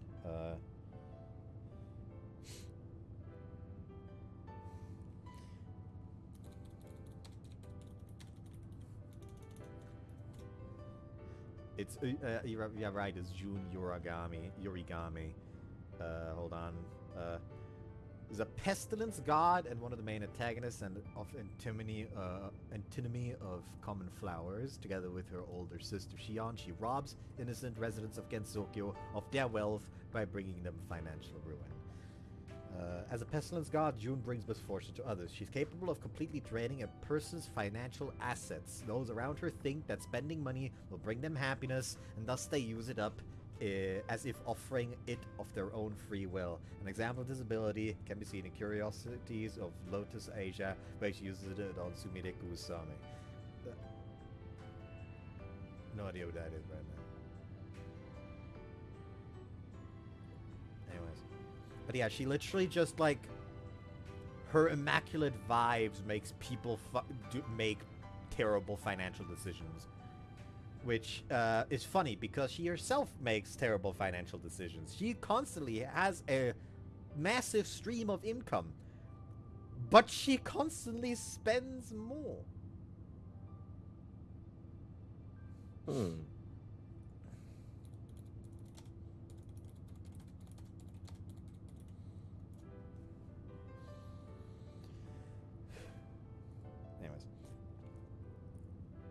After all that running and hiding, we are suddenly confronting our enemies head-on. Can hardly blame the girl for being a little unsettled. After all her anger, Yumiko was able to resist her father through self-imposed isolation until now. This must feel like something of a suicide mission. Don't worry, it's gonna be fine. Taking one hand from the steering wheel, I reached down to Yumiko's lap and clasped her shaking hand.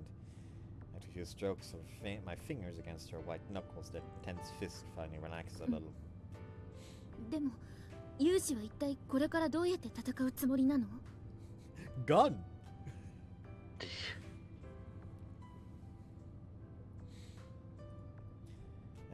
Listen. Life is an RPG and everyone is weak to gun.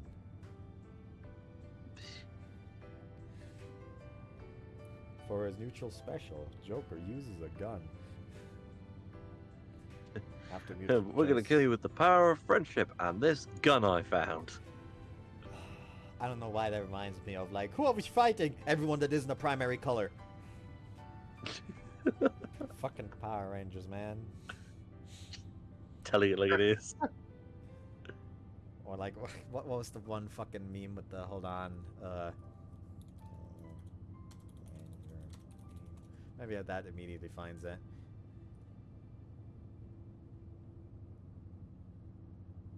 Maybe I should add Tumblr specifically.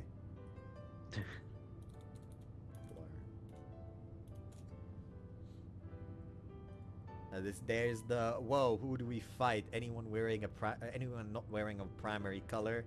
And then there's also a former Power Ranger has been using his stuntman training to rob homes in Japan.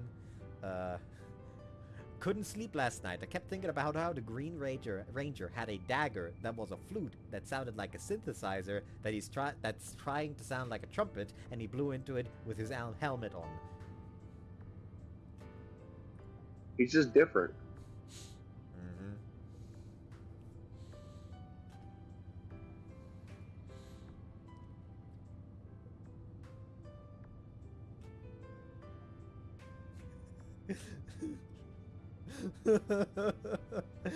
Meet the Power Rangers' new non-binary edition, the Death Ranger. The Power Rangers' new non-binary edition looks to be every bit as bad as the name. Someone just like, this fucks exponentially. No more good rap. I want exclusively bad, evil, metal, hardcore rap. Transphobe, what gender are you? Death Ranger, death. Transphobe, I mean, are you male or female? Death Ranger, I am the architect of your long, slow, painful demise. Transphobe, I mean, what do you have between your legs? Death Ranger, a trail of corpses. that is powerful energy. That has powerful energy. After a mutual choice to confront Sakaki Michiaki, I promptly got in contact with JB, after which Yumiko and I laid low for a few days. And yesterday I received a call I'd been waiting for. Yumiko and I set out on a rented car, and I still haven't told her the details of our plan as of yet. Well, I said fight, but it would be a little too reckless to crash through the front door of a massive corporation and start kicking the furniture around. Well, I said kick! Nothing about shoot. Like, he just like, look at the back seat, and there's just like copious amounts of tools for both arson and explosions. It would certainly explain the Sachi incident. Actually, since we are at this point, does her route end the way her story arc ends in the anime, Eagle? Oh yeah, I remember the original anime. Well, it doesn't go entire. Well, there is a confrontation, but you'll be happy to know it doesn't involve guns. I'm mainly saying, like, can we tell Bud what it is? Yet. Not quite. Okay, we're won't be long before you do. I eased to a stop at a red light. For a moment, there was no sound except for our car's idling engine and the murmuring AM radio I left on for traffic reports. Before we get to that, if you're gonna pick a fight, don't you think we're a little low on manpower at the moment?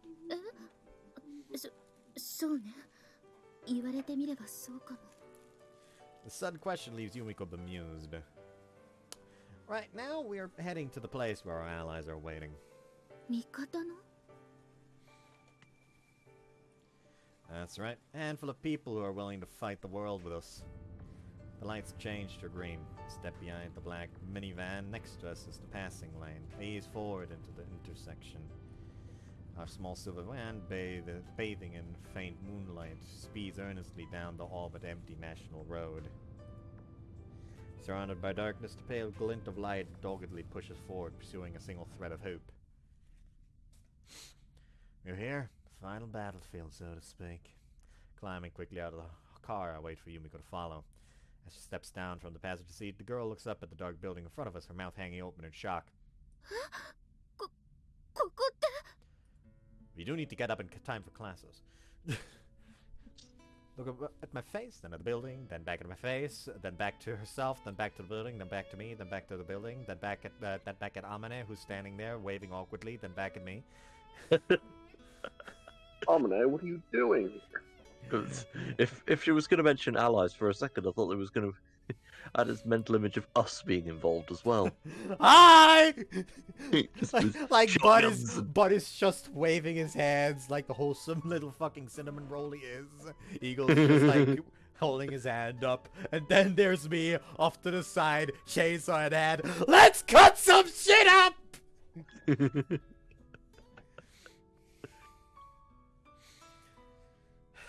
Listen, I don't care what group, what part of what group I am in. It is incredibly rare for me not to be the insane one. We're going to need some more punji pits. like I'm just standing there with fucking countless fucking wooden spikes under my arms. I'm ready. He's ready. I have enough for 50 pits.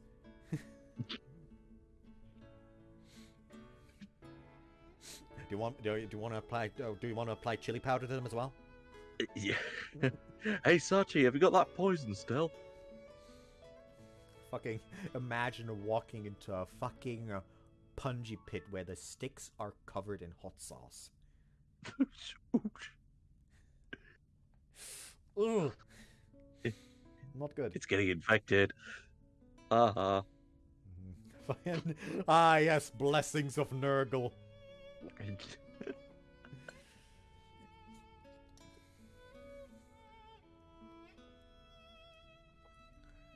Paying her no mind, I stride forward and push open a familiar door for the first time in a good year.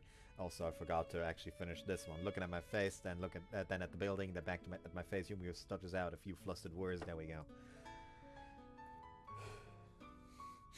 Sure has been a while.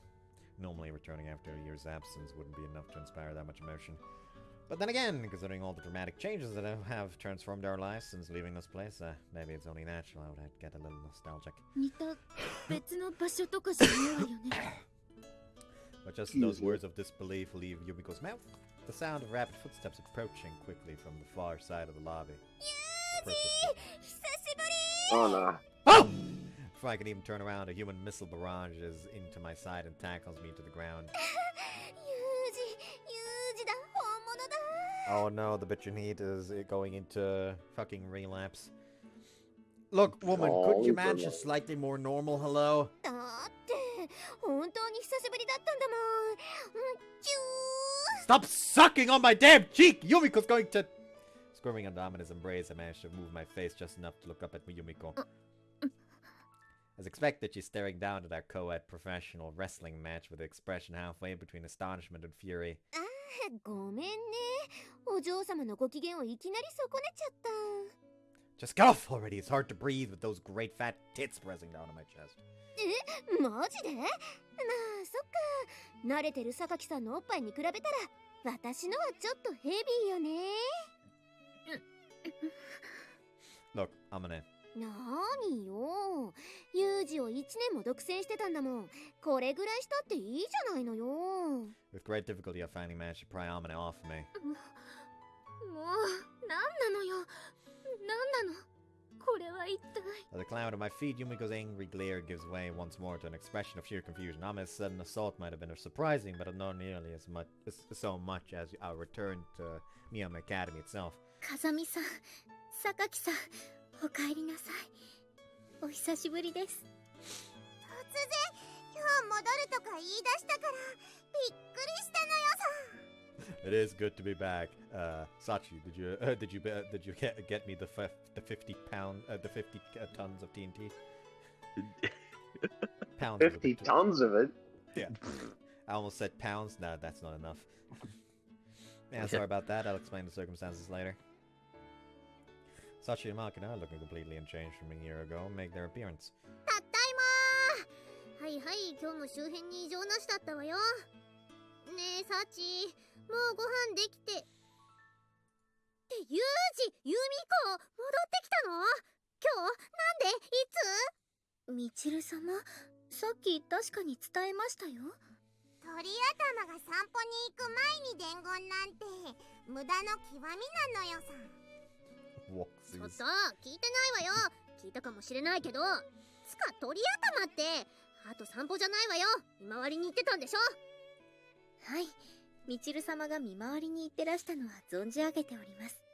お疲れ様でした。ご飯の準備もできてますよ。コロッケです。ありがとう。わかればいいのよ、わかれば。って何か重要なこと忘れてるような。そうよ、ユージ、ユミコ、なんでいきなり戻ってきたのよ。ねえ。We gotta put her dad on the ground. Your mind works in interesting ways, Michiru, as always. I find myself smiling at the nostalgic farce playing out before my eyes. On the other hand, Yumiko's too stunned even to speak. The expression on her face suggests an ongoing internal debate as to whether this is reality or some kind of dream. Yuji. Finally, she reaches out attentively and gives the sleeve of my shirt a little tug. 一体どういうことなの？いきなり寮に戻ってきたと思えばみんな揃ってるし、しかも何かわけのわからない話をしているし。ねえ、私だけなの？何も分かってないのは。Not even sure where to begin asking questions, Yumiko lets her confusion spill out in a somewhat jumbled stream of words. ユージ、あんた、榊さんに何も説明しないで帰ってきたのAmane raises an eyebrow in surprise. Well, more or less. There was a lot going on. Didn't find the time to explain. それは、榊さんが混乱するのも無理はありませんね。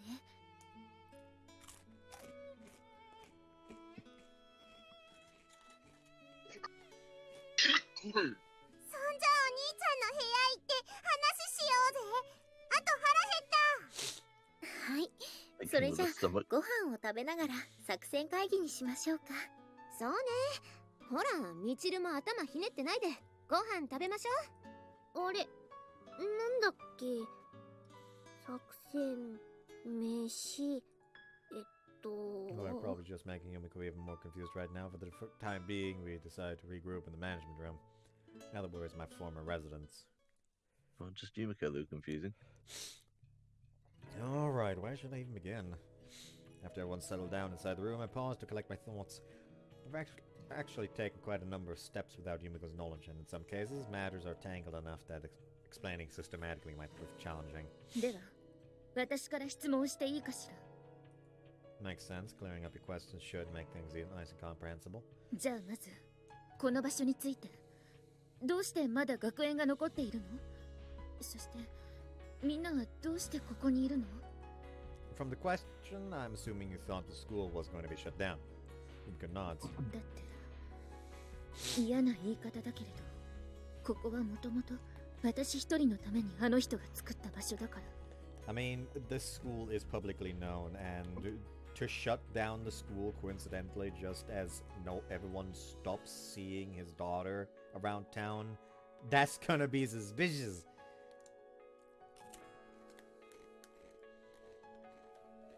Suddenly, the denizens of Mishima Cave would start behaving like the IRA. Which one? Any and all of them. Any and all of them is a good answer. When you disappear, it's sort of the meaning for its existence. That's your line of thought? ええ。だから、戻ってきてすぐにそれが気になったのよ。卒業しているはずのスオーさんまでいるし、どういうことなのかって。The super senior in question responds with a bright, casual smile. まあ、榊さんとユージがいなくなった後、そういう話も出たんだけどね。So she nods and follows up Amane's interruption with a comment of her own. ミニベロを見せられて凶暴してたんじゃないかって言われたりもしました。Really, I'm sorry about that. Must have been a real headache. まったくよ、私がどれだけ苦労したと思ってるのよ。チルチル何もしてへんやんけ。思いつきでとりあえず首突っ込むのはやめた方がいいわよ。うっさいわね。私だって。Gotta get back on topic now. The suspicions that they helped arrange our escape was cleared up eventually. Soon afterwards, the principal informed everyone the school would be closing its doors. でも、そうなっちゃうとユージたちが帰ってくる場所がなくなっちゃうから、なんとかして私たちで残せないか、学園長を通じてうまい具合に説得してもらったのよ。一体どういう風に？ここが残っている限り、そして私たちがここに住んでいる限り、風見さんたちが戻ってくる可能性がありますよ。さも罠を仕掛けるかのように地図に一芝居打ってもらったのよさ。狙いは成功。学園も寮もひとまずは存続が決まった。まあしばらくの間は周辺を妙なのがうろうろしていたけど、それも時間が経つにつれて減ってきたしね。松島さんが見回りをしていたのもそのためだったのね。そう大事な任務だからね。あははは。今日当番なの忘れてたくせによう言うわ。みちる様、サチはいつもおそばにいますからね。寝坊ぐらい多めに見てよ。あとサチ、かわいそうな子扱いすんなよ。Anyways, I think that basically covers your first question. Make sense? ええ。ではもう一つ。これが本題だけど、どうやってこれからあの人に立ち向かうの？ここに戻ってきたからには何か考えがあってのことなのよね。Oh, of course. Instead of continuing, I turn to Sachi and nod. Sachi indicates her understanding with a moment of eye contact, then opens the notebook PC she's been holding and turns it to face us. A spreadsheet program appears on screen with a list of names in the first column and thick blocks of detailed information stretching out to the side. これはYumiko looks it over for a moment, then glances at me with a confused expression on her face. Before explaining that, let me ask you a question, Yumiko. Huh?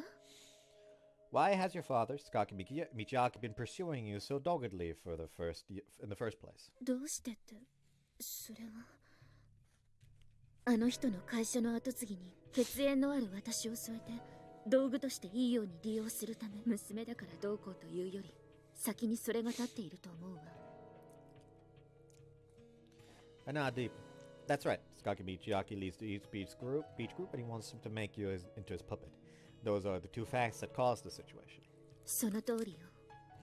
でも、どうして今さらそんなことを改めて言うの？ I don't see where I'm going with this. まさか、あの人をトップの座から退けるということ？はい、正解です、榊さん。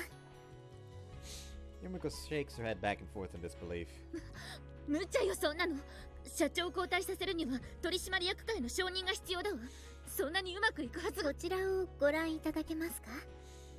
Once again, Sachi gestures towards the screen of her notebook computer. 東浜グループは東浜ホールディングスという持ち株会社が全ての株式を保有しています。そしてその持ち株会社の株式の保有比率は With a click on the trackpad, she flips from the dense spreadsheet to an easily comprehensible pie graph. 公共の交通機関を所有している関係から国土交通省が約3割、他はおおよそ 10% 程度の保有率で電力、銀行、保険、建設の各社が保有しています。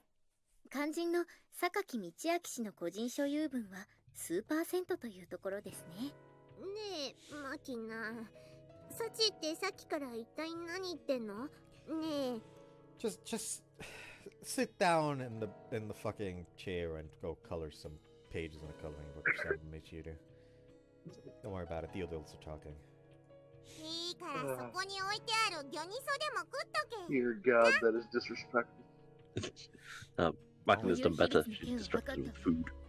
でもそれがさっきの話にどうつながるの？風見さんから依頼を受けて、私たちはその切り崩し工作を行ったんです。切り崩し？株式の所有企業をってこと？いやー、榊さんを前にして言うのもなんだけどさ、お父さん結構恨み買ってる部分もあったみたいでね。ガチガチかと思ったけど、意外とうまくいったのよさ。はい、少々危ない橋も渡りましたが、風見さんの指令通り、相手方をこちらにつけるための情報を確実に集めてまいりました。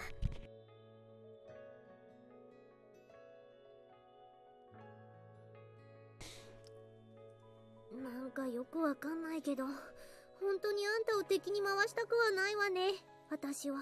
Well, I can't agree with Michin on that one. Can't disagree with Michin on that one. と言っても、せいぜい私にできるのは潜入工作レベルのことで、巨大な企業相手にあれこれといった大掛かりなことまでは不可能です。そうよね。だとしたら一体 As Yumiko's face fills with questions, I lightly drop a hand onto the crown of her head. And that's why JB and I arranged a few things behind the scenes. ユージと原寺さんが一体どのぐらい前から Since right after our initial escape. そんな前からだったの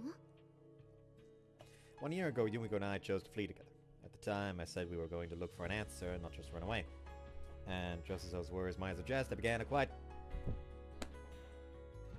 search from the shadows, seeking a way for Yumiko to earn genuine freedom.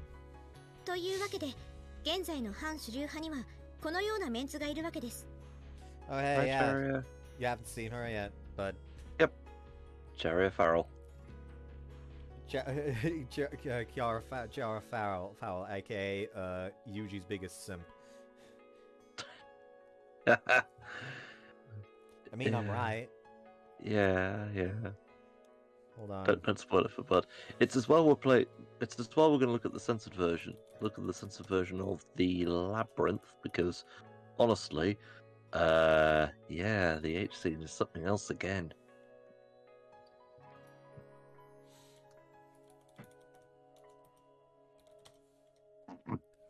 Is there a gif of it?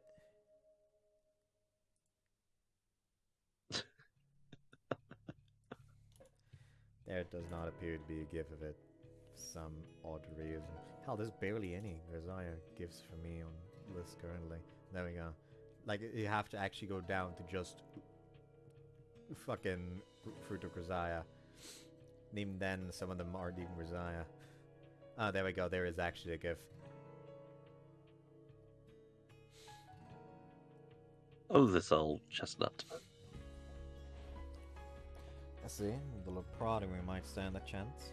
To eliminate the problem posed by Sakaki Michiyaka, we need to only deprive him of power. It didn't take long for me to reach that simple conclusion, but as a fugitive with only a few students for allies, there didn't seem to be a practical way to make it happen. That changed, surprisingly enough, with a first proposal from JB. Sakaki Michiyaki had meddled directly in Ichigaya's internal affairs in this matter, inspiring widespread resentment. Certain higher-ups had directly authorized an attempt to arrange his dismissal. However, JB was in frequent contact with Sakaki Michiyaki as our liaison. It was too dangerous for her to take any direct action. I was assigned to direct subordinate, a woman named Chiara, to assign in planning the coup. 現在はまだ過半数に達していません。今後は敵に気づかれないように協力してくれる勢力を増やしていくことが必要となります。 Right, I've already explained matters to the others at the dorm. Go ahead and get in contact with them. わかりました。 To our extreme good fortune, that was already what JB called a hostile internal power operating inside the East Beach ownership, and it didn't prove difficult to make them into our allies. In any case, we carried our complex preparations forward carefully but steadily, aiming to arrange a day of reckoning. Not that I mentioned any of that to Yumiko at the time.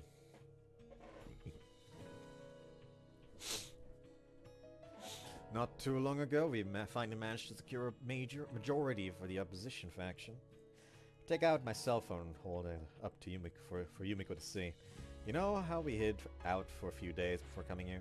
あれもこのことに関係していたの Just stalling for time while our allies called an extraordinary general meeting. Agenda's pretty simple. A resolution for a certain board member's dismissal. 解任動議 That's right. We're gonna have Sakaki Michiyaki removed from the board of directors. 取締役を罷免つまりそれが成立すれば代表でもなくなるということ Exactly.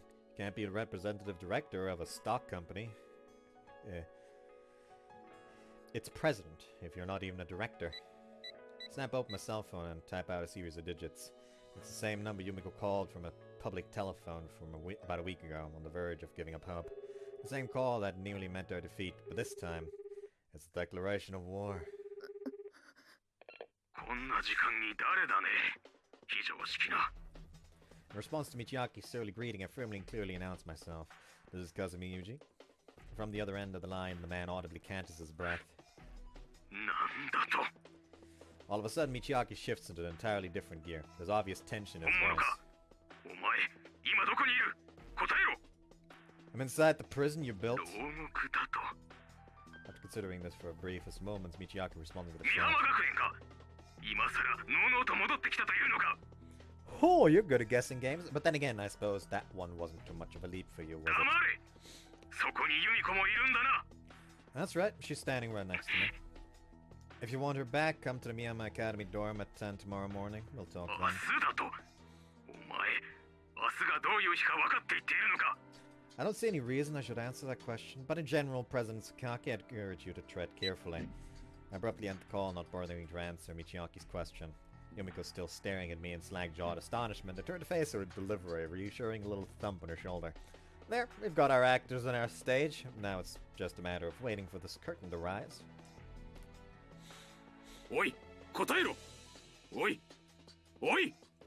It would have been cooler if he'd given him the answer of the Zaporizhian Cossacks. I thought for a second you were gonna say Kossars, and that would have been completely different. Yeah, Zaporizhian Cossacks. Basically just a barrage of insults. Written by a very, very, very happy scribe. I love that painting so much. I don't know why, but that randomly reminded me, like, there's... You ever wonder why the phrase "don't shoot the messenger" was coined? Because the poor messenger ended up getting shot in a rage? Yes, but partially people believe that it was also partially coined because back in the day, when you sent a letter to someone, the receiver had to pay instead of the sender. So, if you were to send a long letter of just straight insults, assaults, and ridicule towards someone, the other person had to pay for the privilege of being insulted. Of course, postal rules have since changed, but still. And yeah, if that happened to you, you too would want to shoot the messenger. Yeah.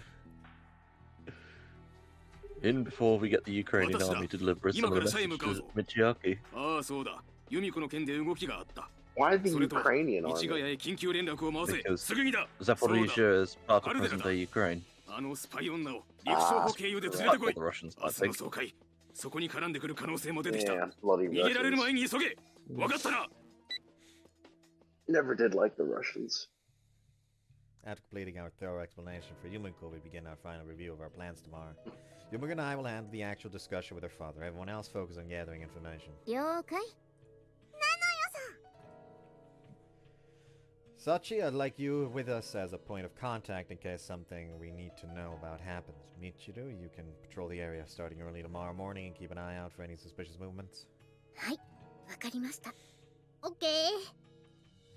Alright, we'll gather in the lobby at 9 o'clock tomorrow morning. Same goes if there's any sign of movement before then.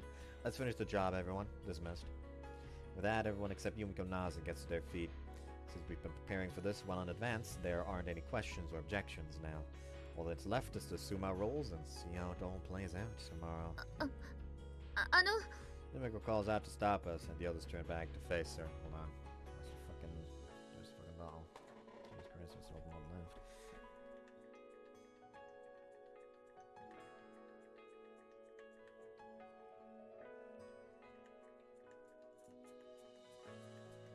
You know, I don't know why, but like my fucking certain spot on the ground feels vaguely sticky, so I'm gonna just fucking spritz it with disinfectant and wipe it. You know. Specifically, it feels my socks as well. Should probably do this as well. And there we go. There we go. I don't even know why. I don't remember stepping in anything. Yumiko calls out. Already read that. 私、急な話です。まだ理解できてない部分も多いけど、みんなが本当にごめんなさい。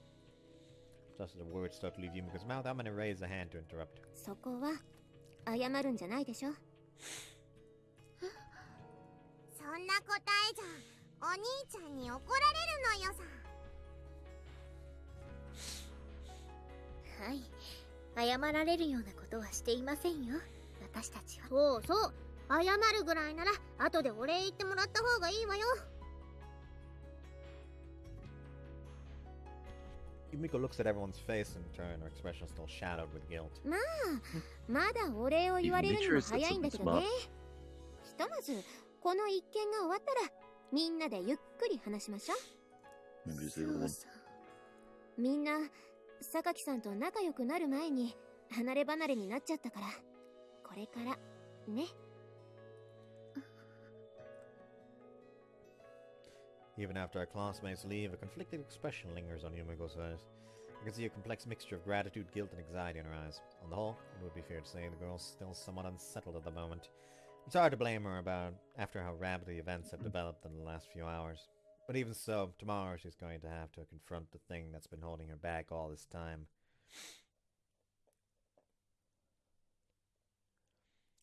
And then they fucked. Probably it's gonna happen now. Yeah, I having trouble sleeping. Decided to have Yumiko sleep in my room tonight for security reasons, if nothing else. It's been a while since we turned off the lights and got in bed, but there's no hint of drowsiness in her voice. Her uneasy words echo inside the dark, quiet room. If I didn't, I know I would have asked you that question in the first place. Yeah, compared to risking everything on that dauntless bet, running away and keeping our heads down would have been the clear choice, much less risk involved. Her clothes rustling softly on Yumiko's side of the bed. We've been lying down on our backs, turned to each other. With our backs turned to each other, but it sounds as though she's turned to face me. She paused for a moment and sighed softly.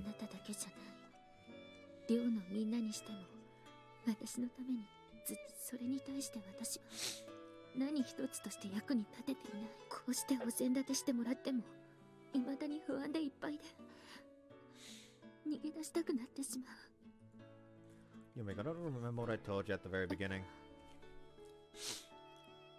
Although I was pretty clear about this when I coaxed you out of that airplane. Nobody needs your guilt or apologies. Try gratitude. All you have to think about right now is breaking away from your father and his cocky house. Once you get your freedom, show your appreciation to the people who helped you. That's all the repayment we need. Of course you will. You've made your own decisions for the last year, Yumiko. You've grown. Have a little confidence in yourself. そうよね。スオさんにも言われたしね。せめてちゃんと返せるように。My words seem to have at least some effect as Yumiko mumbles vaguely encouraging words to herself. There's another rustling sound from the other side of the bed. She seems to have turned away from me once more. It's not like I'm absolutely confident about our chances myself, but I'm sure as hell not qualified to be pompously preaching at Yumiko like this. The words I spoke just now were directed to myself as much as her, an attempt to persuade a coward to stand and fight for once in his life. お願いがあるの。 Before too long, Yumiko speaks to me again. Sure, go ahead. もう泣き言を言ったりはしない。みんなのためにも、ユウシのためにも、自分のためにもあの人に立ち向かう。だから。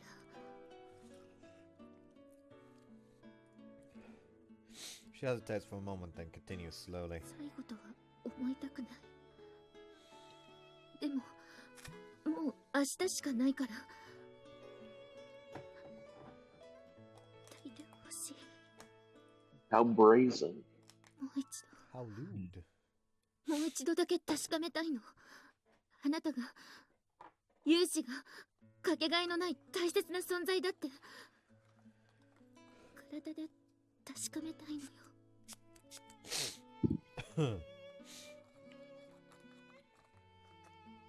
Let's have two separate no sprays down here.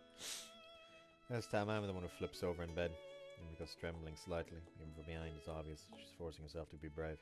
First, a gentle place a reassuring hand on her shoulder. Understood? Just promise me one thing first. 何かしら。 Promise me you won't think of this as the last time. We're gonna be together for the rest of our lives, alright? That's a promise.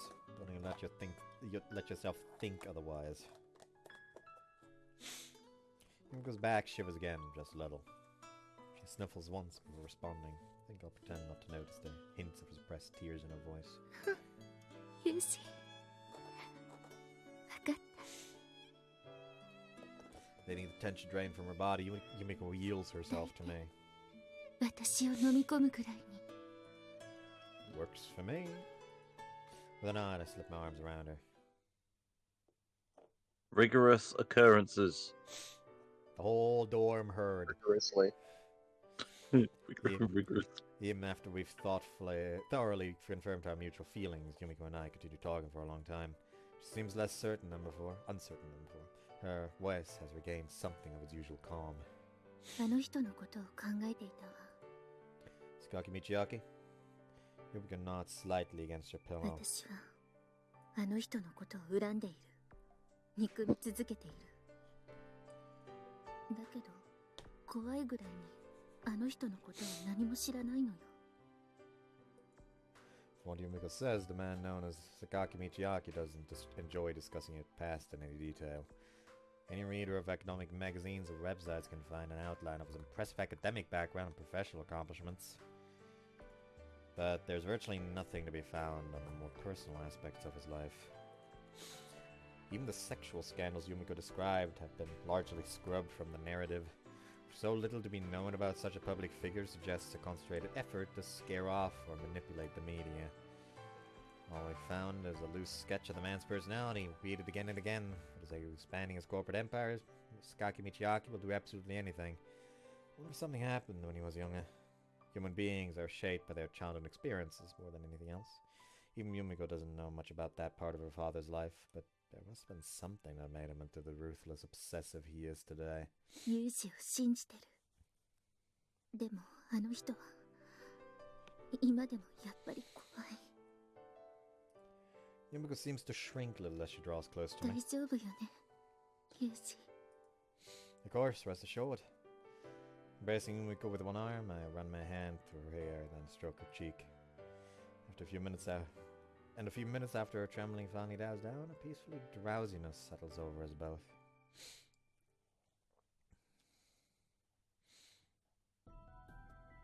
来たかね。ええ、もう来る気はありませんでしたが、緊急にとのことでしたので。風見雄二から連絡があった。はい、その旨報告は受けております。あの軍人上がり、生意気にも私を挑発してきた。由美子を返してほしければ、明日あの辺境の町へ来いとのことだ。私どもの部下のやったこと、重ね重ねお詫びいたします。至急現地に赴きまして、説得を。そんな猿芝居はもういいんだよ、パルデラさん。私はこの一件に関与していないと何度も申し上げ、証拠も提出したはずですが。あくまで白を切り通すか。まあいい。ひとまず明日が終わるまではおとなしくしてもらうぞ。おい、やれ。はい。社長、どういうおつもりですか。これは私どもに対する不当な行為であり、拘束など。無論あなたの上司の許可は得ている。表向きは泊まりがけのご招待だ。後で何を言おうが遠慮なくもみ消す。あなた方が何を企んでいるのかは知らんが、こんなくだらない騒動で榊家の野望を費えさせるわけにはいかん。あの軍人上がりは即刻排除し、由美子は返してもらう。何のことをおっしゃっているのか分かりかねます。軍人はどこまでも任務に忠実だな。その心があなたの部下にもあればよかったのだが、何か連中と連絡を取るかもしれん。電波の届かない地下にでも閉じ込めておけ。はい。生きて帰れるだけマシだと思え。あの人ならば間違いなく存在ごと消していただろうからな。We don't care about your childhood, you're still a bitch now. By the time the morning light against her eyelids wakes me, Yumiko's already gotten out of bed and dressed herself. Noticing me stir, she turns back to face the bed. Yuji, ohayo. Her voice is clear and dignified. There's no hint of the weakness of fear from last night. Sounds as though she steeled herself for what's coming. Yeah, morning. Roll out of bed and quickly begin my morning preparations.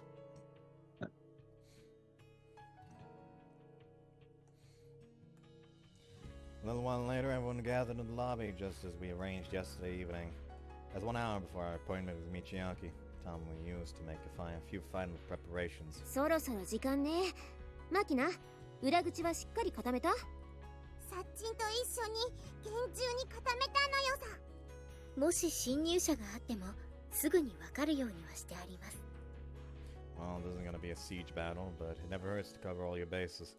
Stay on your toes. How's it going on your end, Sachi? Sachi responds without taking her eyes off the screen of her 大 laptop. 丈夫です。予定通り臨時株主総会は開催されるようです。 At a glance, there's nothing odd visible from the video feed of the conference room she's monitoring. Okay, I'll just wait for the villain to make his entrance. Forming my right hand into a fist, I lightly smack it into my left palm.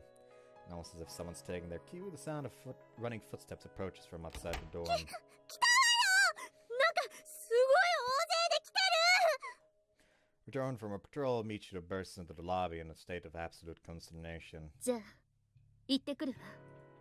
Yumiko, who had been sitting on the sofa in silence throughout the meeting, rises gallantly to her feet. As the others watch with concern in her eyes, she slowly opens the door and heads outside. I follow quietly in her wake. An extraordinary spectacle greets us. Specifically, it's an absolute swarm of jet black cars, reminiscent of that parent-teacher conference visit, but on a far greater scale. I count more than 10 vehicles at a glance. Hard-faced men in black suits who could be easily passed for gangsters form a solid row in front of their cars.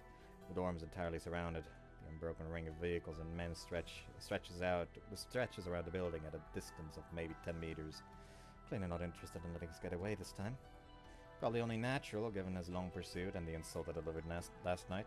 And above all, I think this display of force is a product of Sakaki Michiaki's sheer stubborn tenacity. The rear door of the car opened directly in front of us. The rear door of the car stopped directly in front of us, swings open, and with extraordinarily deliberate movements, a single man emerges. A slender, graying man dressed in a conservative charcoal suit. With a glare as sharp as a knife and significantly less friendly. Zuko's father, Sakaki Michiaki. まさか予告通り、バカ正直にここにいるとはな。 Another CG you don't get in the original version. Why do you not get this one? I've not got a clue. That's fucking stupid. Yeah, maybe Frontwing just wanted to pad out the extra, well, game like just the amount fact that because of the loss of the H scenes. Just the fact that this is in here already makes this version more valid. Yeah. In my mind, at least. Like, yeah, you can put all the H scenes you want in the end. It's literally just like they fug. What's the story of it in there? Not to mention the fact that in the original non-CG'd version, when they were just using sprites, Yumiko is in casuals, not in uniform. Weird. Oh, we lost Bud again. God fucking damn it, Bud. Someone in my Discord friends list is playing 4K capture utility. What on earth that's supposed to be? I don't know, maybe he's fucking using a capture card to stream something in a call. Yeah. Who knows? Anyways,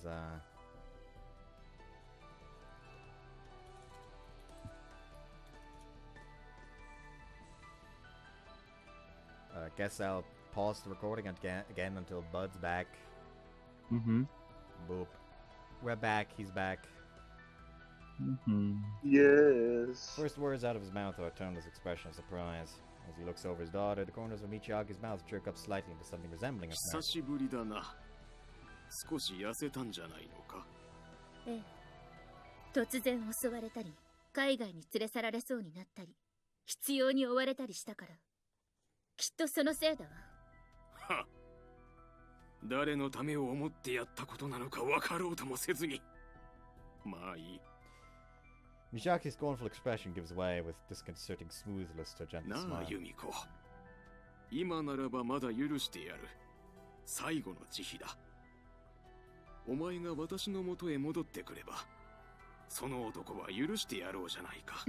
泣いて許しを超え、お父さんごめんなさいと謝罪しろ。そうすれば全て丸く収まるんだ。さあ、早く。嘘よ。父親を信じられないのか。父親だなんて。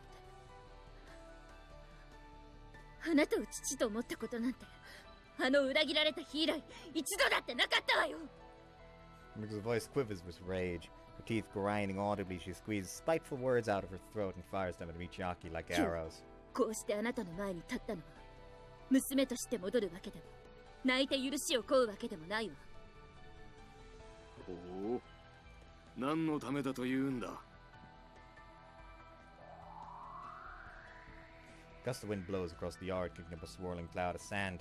For just a moment, it hides Michiaki from view. When he appears again, Yumiko's tightly pursed lips open. あなたと決別するためよ。Michiaki doesn't even flinch, but Yumiko presses on regardless, her eyes slightly downcast, letting the anger she's kept inside flow freely out of her. 孤独だった。あなたから捨てられ、何もない時間を過ごし、一方的に呼び戻されて、裏切られて。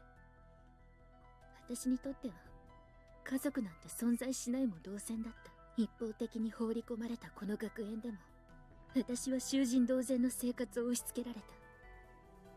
誰とも話せず、何も考えられず、ずっと一人きりだったけど。Yumiko turns back, her gaze lingers on me and Sachi, and turns to the dorm where our other classmates are waiting. I've never seen such a peaceful smile on her face こ before. こには同じような傷を負った子たちがいたわ。すぐには無理だったけど、少しずつゆっくりと話していくことができた。そしてユージが来た。ユージもまたいろんなことを私に教えてくれた。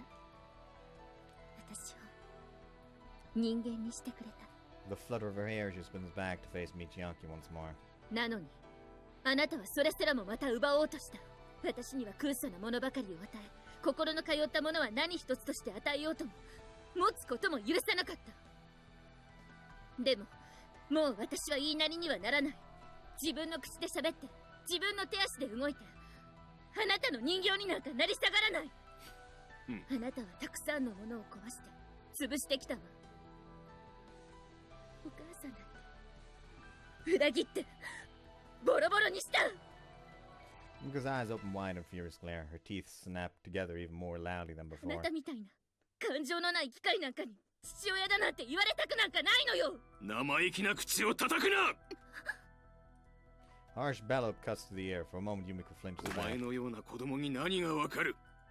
Michiaki takes a firm step towards us. He speaks in a voice so low it seems to rise up from the ground beneath his leather 父 shoes. から受け継いだ大盗品を小娘のわがままで潰すわけにはいかんのだ。ゴミのような周りの企業を掌握し、傀儡を増やし、いつかは国をも買う。それこそが父の夢であり、父と同じである私の夢だ。父は私を人形にした。自らがその人形の中に入り、動き、大盗品を揺るぎなきものにした。私はそれを継ぎ、お前を新しい人形にして、器をさらに大きくするのだ。The thing standing in front of Yumiko right now is a human being. It's the incarnation of an ambition handed down through the decades, company in the shape of a man trying to swallow her into そ itself. の大いなる前提の前に、個々の意志などゴミに等しい。そんなものを大切だと説かれたところで、何の考えもない。やっぱり人間じゃないわ。また小娘の分際で人間がどうだのと語るのか。もうたくさんだ。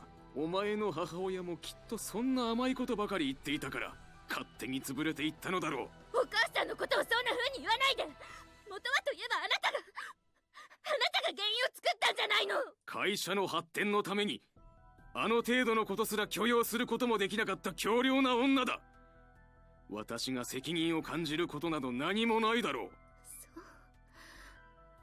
そう、全部やはり嘘だったのね。私に言ってきた言葉も態度も何もかもが。さあ、時間の無駄だ。実力行使に出てもいいが荒っぽいことはしたくない。 As お Michiaki となし extends く his 車 hand, に乗るんだ。 as Michiaki extends his hand, Yumiko draws back a step in refusal. The next words out of her mouth are delivered in a voice as cold as あなた ice. はもう終わりよ。なんだと。わからないの。なぜユウシがあなたを今日ここに呼んだのか。なぜ Michiaki's 今日でなく eyebrows てはい twitch けな ever か so ったのか。 slightly. A moment later, with an expression caught halfway between an angry scowl and an amused smile, he 今 answers. 日そうか。やはりお前たちがやったのか。そうよ。東浜ホールディングスの臨時株主総会。社長の解任動議が今日可決されれば、あなたは社長の座を失う。私を傀儡にして達成するはずの野望も、ここで完全についえることになるわ。Jackie listens to his daughter's words expressionlessly. There's no anger, no surprise, no scorn, nor fear. His face is simply blank, and some of the indifference is more intimidating than any emotion could have been. Finally, a dry rattling chuckle emerges from his throat. 何がおかしいの？いいぞ、いいぞ、ユミコ。そうして社会のお勉強をするのか。これからの仕事に役立つな。いや、まさか自ら勉強してくれるとはな。Clapping his hands together with easy confidence, Michiyaki responds as if genuinely pleased by the situation. There isn't the slightest hint of anxiety in his cold, amused eyes. そんな強がりを言うつもりなの？現実を見てからそんなふざけたことを。強がり？そういうのはきちんと情勢を確認してから言うんだな。Yumiko turns around once more. Sachi's just lowering the cell phone from her ear. Her face is a ghastly shade of white. あまねさんから今連絡が入りました。The normally inflammable girl's voice shakes with disbelief. 賛成の動議に誰も立ち上がらないそうです。そんな。嘘でしょ？賛成するって言ってたはずなのに。口裏を合わせたかのように静まり返っているのよさ。これってダメなんでしょ？解任に賛成させなきゃいけないんでしょ？今すぐ連絡とかできないの？あまね。ダメよ。私らが直接この人たちに言ったわけじゃないもの。すごく面倒なルートを通しての約束だから、話をするにしてもまたそのルートを通さないといけないわ。じゃあこのまま黙って見ていろって言うの？どうしようもないのよさ。そんな。お前たちがあの市ヶ谷の女あたりと企んで反対派を動かしていたことぐらいは知っていたよ。まあ子供の革命ごっこがどこまで通じるのか興味半分で見ていたが、思った以上に勉強していたようで驚いたよ。構成してきちんとした学校を出れば使ってやらんこともないぞ。As Yuka bites down her lip in frustration, Michiyaki takes another step forward, his stride even larger and bolder than before. さあ、今度こそ本当に終わりだ。私の人形になる覚悟を決めろ、ユミコ。いや、覚悟を決めるのなら、そうだな。そこにいる軍人上がりのガキも性欲処理用として飼うのを許してやらんでもないぞ。まあその代わりに人間としての尊厳は極限までそぎ落とすがな。そんなの許せるわけが。Yumiko's still mounting her best attempt at resistance, but the momentum has shifted entirely in favor of her father. His face placid and composed, Michiyaki takes another step forward, and this time his cruel eyes flick over in my direction. おい、軍人上がり。そこに突っ立ってないで、お前も何か言ったらどうなんだ。He just pulls out a gun and shoots him in the face. Plan B always works. His tone of voice is light, teasing. 女にばかり前に立たせて喋らせるとは情けないにも程があるだろう。In strong contrast to her father's composure, Yumiko's voice twists with sorrow and fear. Without particularly reacting to either of them, I cock my head to the side and furrow my brow. That's funny. Do I hear a phone? Michiyaki grimaces sourly in evident disappointment. なんだと？別に構わん。出るがいい。どうせすぐに電話など取り上げ。Wrong. Does sound like a phone's ringing, but it's not mine. Somebody else must be getting a call. 何を一体言っているんだ？ The man clearly seems to think it's somewhat less than important right now. For the first time, I meet his gaze with a powerful glare of my own. You still don't understand? It's your phone. A very important call. 私のだと。Dubiously, Michiyaki reaches up from the pocket of his suit. The instant his phone touches the softly buzzing cell phone, his bemused expression changes to one of pure surprise. なぜ貴様に分かった？ Not important. You should probably answer right away. Take a look at who's calling. なんだと？こんな時にどこの誰が？ Muttering complaints to himself, Michiyaki glances down at the screen. His face stiffens instantly. 村松国土交通大臣からだと。 He hurriedly presses the answer button, his attention now focused solely on the phone. The rest of us no longer seem to even register. もしもし、村松大臣ですか。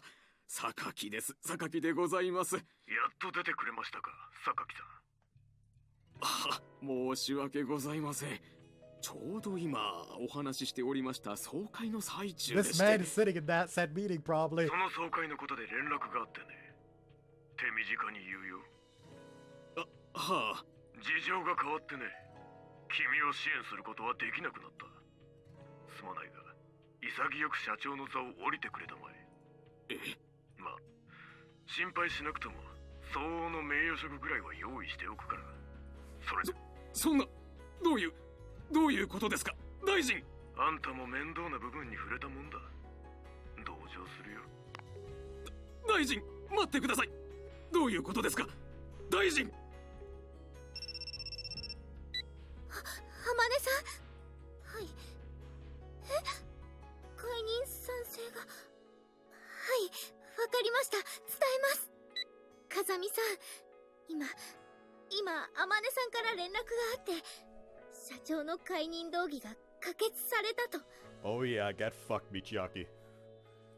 様子見だった企業も次々と解任賛成に回り、最終的に8割の票を集めたそうです。And not casually to acknowledge Sanchez's report. Thought as much, just how JB told me would play out.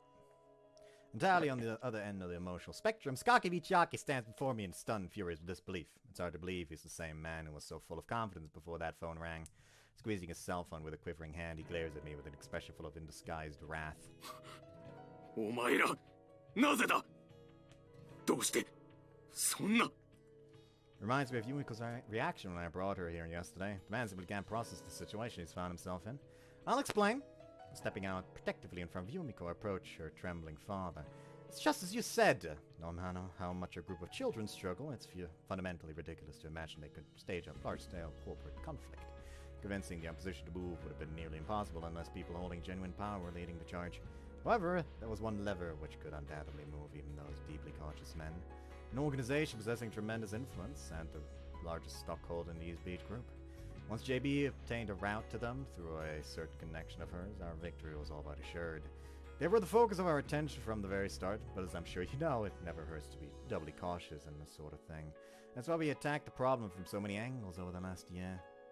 After all, we were up against Sakaki Michiaki. If we spend all our time messing with the Ministry of Infrastructure, I expect you to catch on and devise a counter-strategy. JB's connection had overwhelming influence over the ministry, but Michiaki might still have managed to turn the tables on us if our movements were exposed in the early stages. We needed to set the wheels in motion without tipping him off to our real plans until the very last moment. That was the primary objective of all our other movements. Therefore, we started building ourselves a pseudo-majority, knowing full well it would fall apart in the end. We let you see a bunch of children sniffing around, give you a nice, easy target to undermine. 反対派と妙な動きをしていたのはフェイクだったということか。 Exactly! そんな。 Michiaki's cell phone clatters to the ground, his head slumps over, sagging shoulders. The arrogance from a few minutes ago has vanished without the slightest trace. 終わりか。こんなにあっけなく。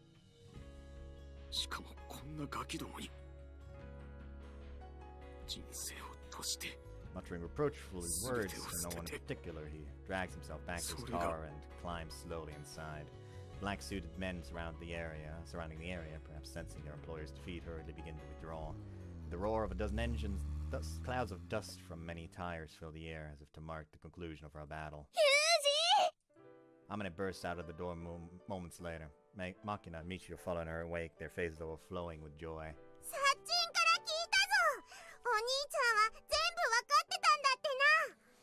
Yeah, sorry for startling you.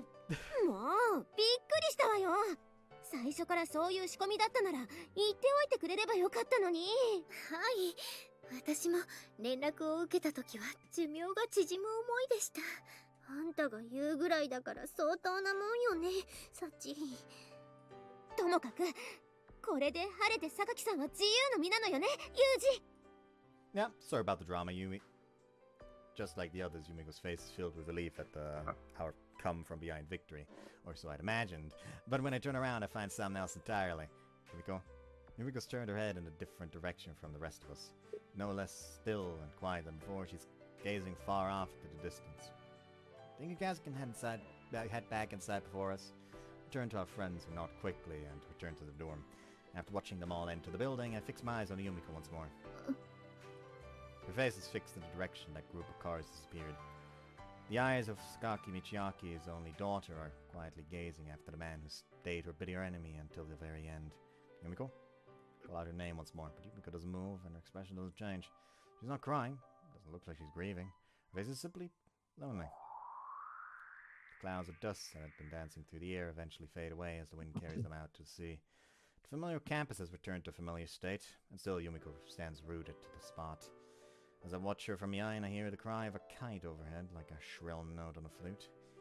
A small black bird of prey glides serenely past us, making its way to the ocean, just like one I saw on the rooftop of this dorm once. It's a painfully normal summer scene. It's as if someone's trying to remind us how small our struggles are, how insignificant our hatreds. And reminds me of a quote from the Duke of Wellington. Next to a battle lost, there is nothing so melancholy as a battle won. No matter how much power you hold, no matter how wise and wildly respected you may be, there's one force you're completely powerless to resist. No one in the world is capable of stopping the flow of time. True, spend enough money and you can usually prolong your life a little, but that's hardly the same as stopping or reversing the relentless march of the years. Back in the old days, there were rulers who thought systems of hereditary inheritance could grant them dominion over time. But open any history book and you'll find plenty of proof that was just another way of struggling in vain against the inevitable. Strict codes of law, beautiful writings, wise teachings, all these too eventually fade away. Still, there are always people who struggle against that oppressive rule, studying the failures of those who went before, and seeking immortality through lines or deeds. And there are those who live ephemerally in the moment, ignoring the current of time entirely. Perhaps that's a valid means of escape in its own right. But no matter what approach we take, we're all fighting a losing battle. Some few among the most determined and brilliant may manage to build a milestone, but compared to the vast and unending road itself, such moments aren't particularly significant. Time's an absolute tyrant, one's powerless to resist its might. However, if you look at the matter from another angle, time's also our supreme problem solver, the ultimate healer of wounds. Given enough time, a Gordian knot too tangled for human hands to undo will naturally slip apart and return to its original form. Through the passing of years, a hardened clump of stone that won't dissolve under water or melt in fire will disintegrate all on its own. Time doesn't rule through fear alone. Like all that's truly absolute, it exerts its power indifferently over good and bad alike. Running my usual morning course, I breathe in and out at my usual steady rhythm. There's no hesitation in my movements. I could run this route in my sleep by now. I'm not bothered to measure anything, but my heartbeat and calorie burn are probably exactly the same as they were yesterday. From a long-term perspective, it'll probably only be a few years before my current peak physical condition gives way to a slow, gradual curve of decline. Don't remind me of that. We are all in that curve, and we are not happy about it. Yep. Don't I well know it. But looking back over the last few years, my specs have stayed exceptionally consistent. I've been negligent in keeping myself ready for emergency of any kind. I must really beat that lesson into me, guys. Running comes so naturally to me now that it's very easy to detach my mind from the movements of my body. I can find myself thinking all sorts of things. My master was a great believer in staying on your toes, preparing for the extraordinary in the most ordinary of times. Always think ahead, always stay prepared, always follow your routine.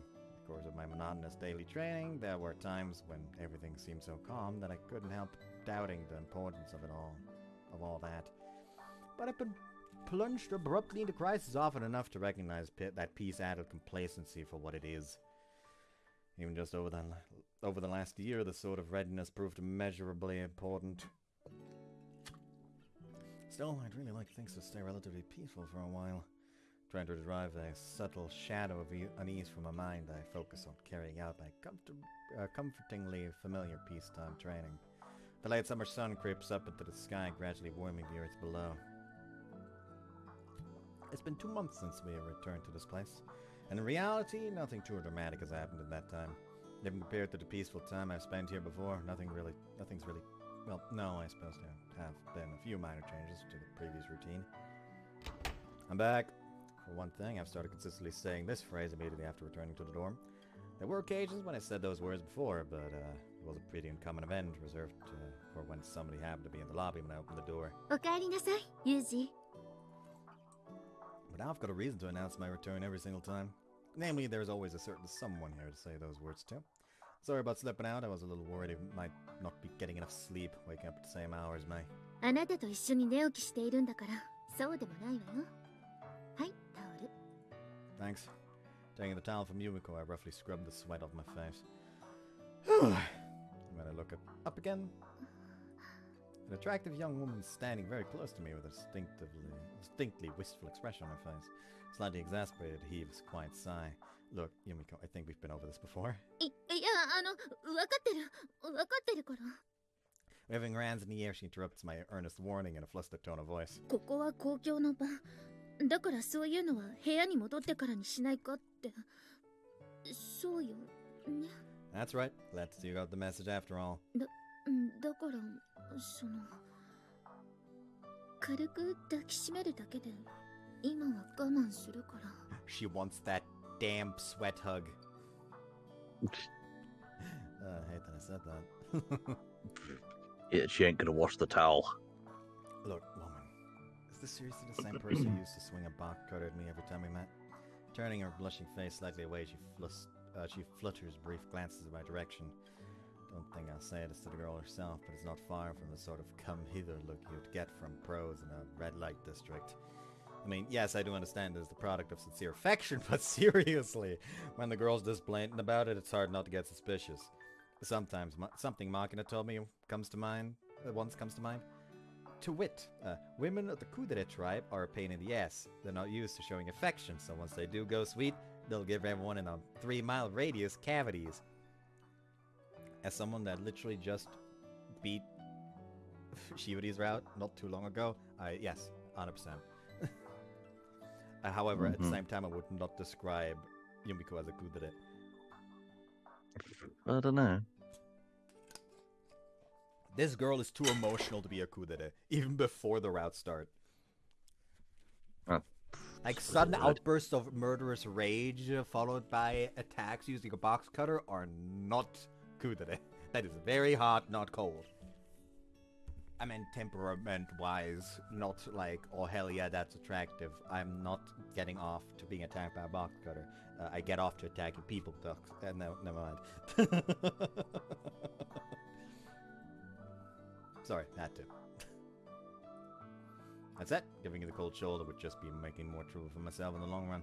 Just yesterday, I tried brushing off Yumiko's excessive demands for public displays of affection. She retaliated with a hours of sulking and reproachful glaring.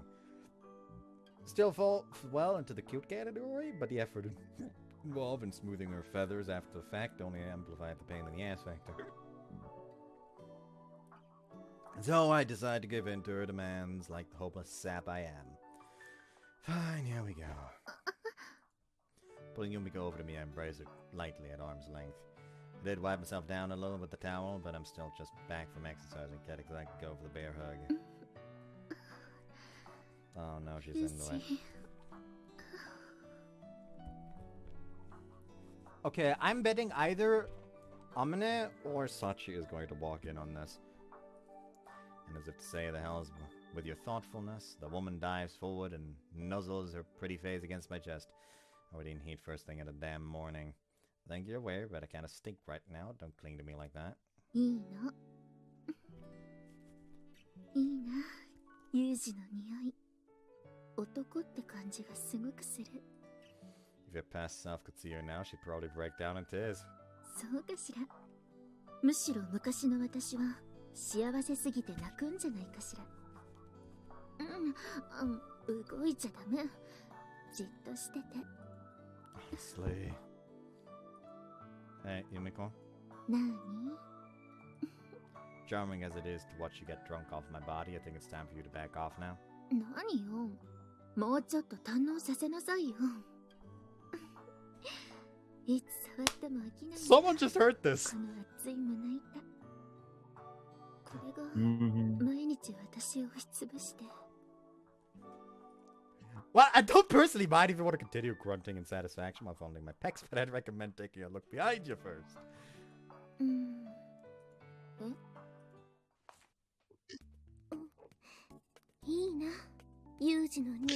Okay, it's more than just ominous. You know, because she only said part of it.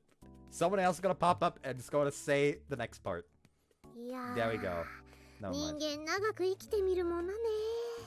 こんな光景を毎日見ることになるなんて少しも想像できなかったわよ。人間の無限の可能性を感じるのはみちる様だけではなかったのですね。この小峰幸、毎日が発見の連続です。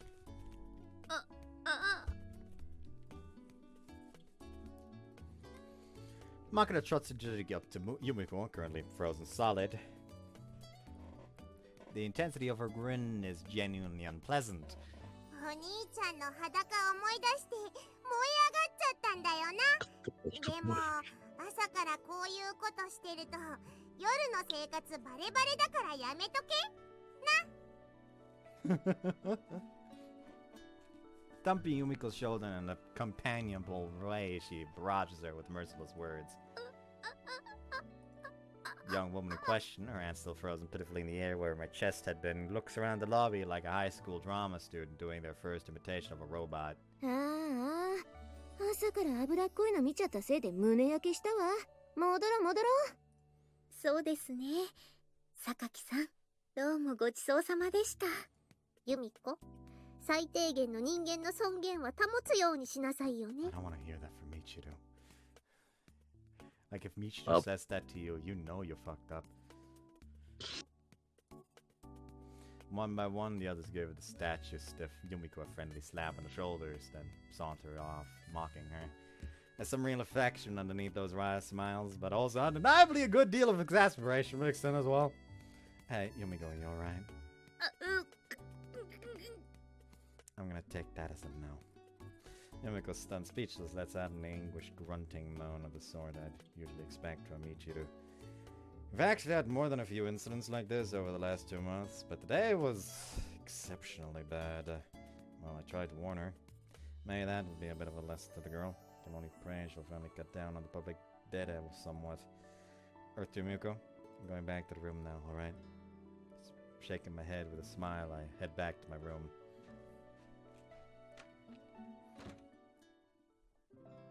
By manipulating the Minister of Land, Transport, and Infrastructure, we succeeded in removing Sakaki Michiaki from his role at the top of the East Beach Group, putting an end to his pursuit of Yumiko. The director we successfully raised up was, as an opposing power, essentially a puppet of the government, has already discontinued Michiaki's aggressive strategy of expansion in favor of a much more stable and low-risk style of management. The East Beach Group has shed its image as the Sakaki family's personal empire. With surprising speed, it's being reformed into a very different kind of enterprise. Someday, people probably won't even remember that they were once mocked as bandits. The alternate title is East Leech. Sorry, I had to take my headphones off for a second because my hair is annoying me again. What did you say? Not gonna repeat, huh? As for Miyama Academy, it's gonna be closing its doors. There were potential PR issues because of its connection to Michiaki's struggle with his daughter. And on a purely practical level, the new management took issue with the lavish and efficient spending that defined Miyama's administration. They did explore restoring it as a more conventional school, but given the location and circumstances, it was estimated that attracting a sufficiently large student body would prove difficult. In the end, the project was simply abandoned.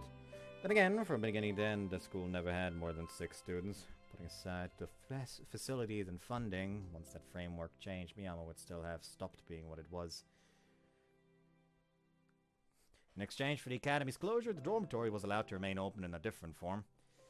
Without a school attached, it's become a simple apartment building. They entrusted the management to the former students for the time being, enabling us to continue our lives virtually the same as before. Everyone's using this place as a launchpad for the next stage of their lives. Amine will apparently be leaving to help out at her family's spiritual restaurant with Makina once their preparations are in order. Sachi and Michiru are going to be transferring together to a boarding school the principal recommended. However, even if we all end up leaving this place behind, we've made plans to periodically meet up again. The six of us may have been born in different places, but in a way we all feel as if we grew up here. Although we've regained our familiar daily life, little by little things are starting to change. Yumiko's certainly no exception. After dramatically transforming her world, she's trying to adapt herself to a whole new routine. Thanks for helping with breakfast. Hi, どうぞ. Eating my meals around this table with Yumiko already feels completely natural. Today we've got grilled salmon and boiled greens and soy sauce that I made, and soup and rice courtesy of Yumiko. Yeah, looks like you've gotten the hang of miso soup now. 本当? Why would I lie now? Really is good. よかった。嬉しい. Her eyes full of relief, Yumiko favors me with a sincere smile. Since we started living together in my room, the girls gradually eased her way into cooking. At first she was burning pans more often than cooking food, but under the strict tutelage of Madame Sue Amane, she's finally learned how to make miso soup and other simple soups. We're learning boiled foods next, right? Amane was pretty enthusiastic. Sounds like she enjoys teaching you. あまねの指導ってちょっと怖いのよね。何か体があるような気がしてならないわ。Well, the two of them have finally gotten friendly enough to use each other's first names, so I guess that lingering tinge of jealousy isn't anything to be that worried about. Amane's probably just playing around for the most part, but since I'm clearly part of the issue, I can't exactly stick my head in either way. Seeing it change the subject, I reach out for my rice bowl. Looks like you got the rice just right, too. When I look across the table again to praise Yumiko, I find her chopsticks paused hesitantly in midair. What's wrong? You're not eating. Call out to her again. She starts a little, then smiles. ちょっとね。 Morning light flows in softly through the window. The faint touch of sun on her skin makes Yumiko smile, almost eerily gentle. なんだか今でも信じられない。こうしてみんなと楽しく生活して、ユージとも一緒に暮らせるなんて、昔だったら絶対にありえなかった。 Before, Yumiko was always alone. The girl absolutely did choose that solitude. She's always longed to have someone at her side, and many times she tried to convince herself there would be. Those hopes were betrayed again and again. Yumiko plunged into despair, gave up on connecting with others, and hid herself from the world. But after she came to this dorm, her walls slowly began to crumble. 小さい頃、あんなに人が怖くて、もう関わることなんてやめようって思ってたのに。 Yumiko warmed up to her classmates. She fell in love with me. Her solitude finally came to an end. Considering the way she used to be, it's not surprising she'd find all this a little hard to believe. ありがとう、ユージ。 Yeah, I'm happy for you, Yumiko. That smile's coming from the heart. Yumiko looks genuinely content, like someone who's gotten everything they ever wanted. But when the girl talks about how happy she is, sometimes I see a very slight shadow fall across her face. And although it's just speculation on my part, I think I know why. Though through our trap, Sakaki Michiaki lost everything he had built in a single day. Tripped up by the willful daughter he wanted to manipulate like a puppet, the man vanished in defeat. Supremely arrogant emperor who stepped out of the car that day left a crushed and broken man. Those deeply contrasting images are still crystal clear in my memory. And for Yumiko, his daughter, that moment must have left a far stronger impression. It wasn't just hatred in her eyes as she quietly watched her father disappear. I'm sure many complex emotions were running through her mind. Following that incident, Sakaki Michiaki essentially abandoned both his personal and professional life. The mass media he'd previously muzzled through force briefly latched onto the dramatic overthrown tyrant storyline, but in time their interest died out. By now, the man's already becoming part of the past. Michiaki's still got a nearly 10% stake in the group, along with his new honorary position, so he shouldn't exactly be starving. Still, he's been lying low to the point that it's almost unsettling. Sometimes I can't help wonder if he's lurking in the shadows somewhere, steadily plotting revenge and working towards a comeback. But that hypothesis doesn't really stand up to scrutiny. I don't see any hint of spirit in the hollowed-out shell of the man who climbed back into his car that day. Judging from the way she watched him go, Yumiko probably sensed something similar. Her father had been the focus of all her hatred for years. He was the ruthless creature who chained her down. But underneath his armor, he was just one incredibly frail human being, every bit as weak as Yumiko herself once was. Watching her father stripped naked and chased from his place in the world, the girl no doubt felt a painful twinge of recognition and empathy. To survive, to carve out her own place in the world, there was no choice but to overthrow him. But that doesn't mean it left an entirely pleasant taste in her mouth. Yumiko? Again, there's that slight hint of listlessness in her expression. Even when Yumiko's acting cheerful, I can't help picking out those slight signs of fraying at the seams. Keep stopping your chopsticks. 大丈夫。なんでもないわ。I've been refraining from asking Yumiko about this. She obviously hasn't even begun to sort out her own feelings yet. It'd just be cruel to make her dwell on it even further. Alright, I know what you're thinking about. 何？ Moving smoothly around the table, I push her down to the floor. We got interrupted halfway through, didn't we? Maybe you wanted something like this? そんな。そうでもあるけど。 So I cover it up with a white lie, and Yumiko, for her part, accepts that lie. ダメよ。急にそんな。まだこんなに明るいのに。 Her words are hesitant, but her fingers twine through mine, as if to request the next step. Her entire palm squirms coquettishly in my grasp. Her hands seem to have a different opinion. I'm not sure who to believe. 意地悪言わないで。 Seems she wasn't really rejecting me. I leaned down and pressed my lips against hers, pretending not to notice the wounds on each other's backs. We run our hands across the undamaged surface alone, seeking comfort. Oh, we'll have to treat those wounds eventually. But right now we need time. We need this. They're not talking about metaphorical wounds. They got so into it last night, they scratched up each other's backs, and it is hurting like hell. They should probably use disinfectant. Or just not claw at each other as much. Well, the clawing is the solution for the problem in the long term. The short-term issue is still there.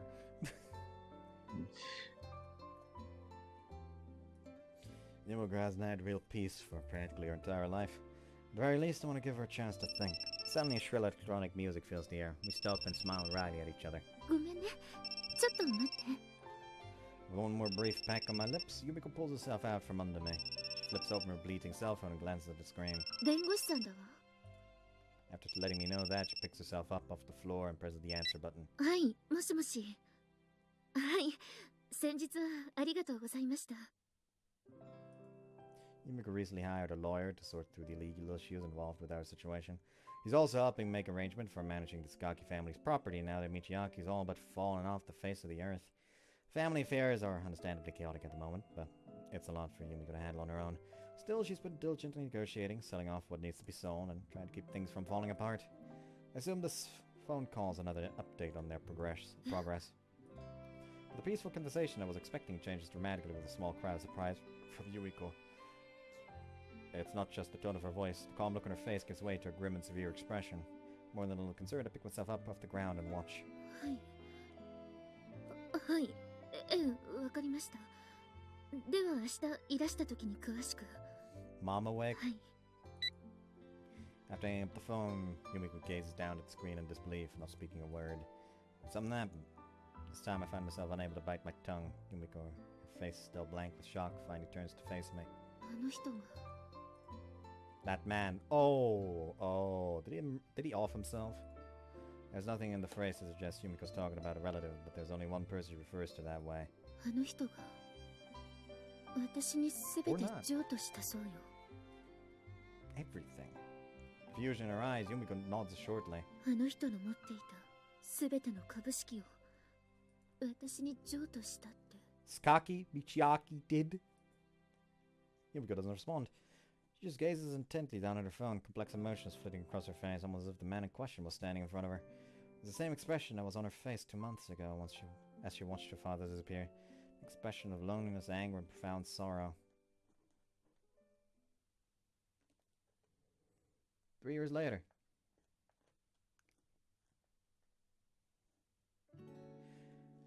The muted murmur of a television echoes through the spacious room. Oh, I need to get rid of my fucking webcam again. There's no other sound to be heard. Half submerged in a plush sofa, I abruptly open my eyes at the sound of a voice on television.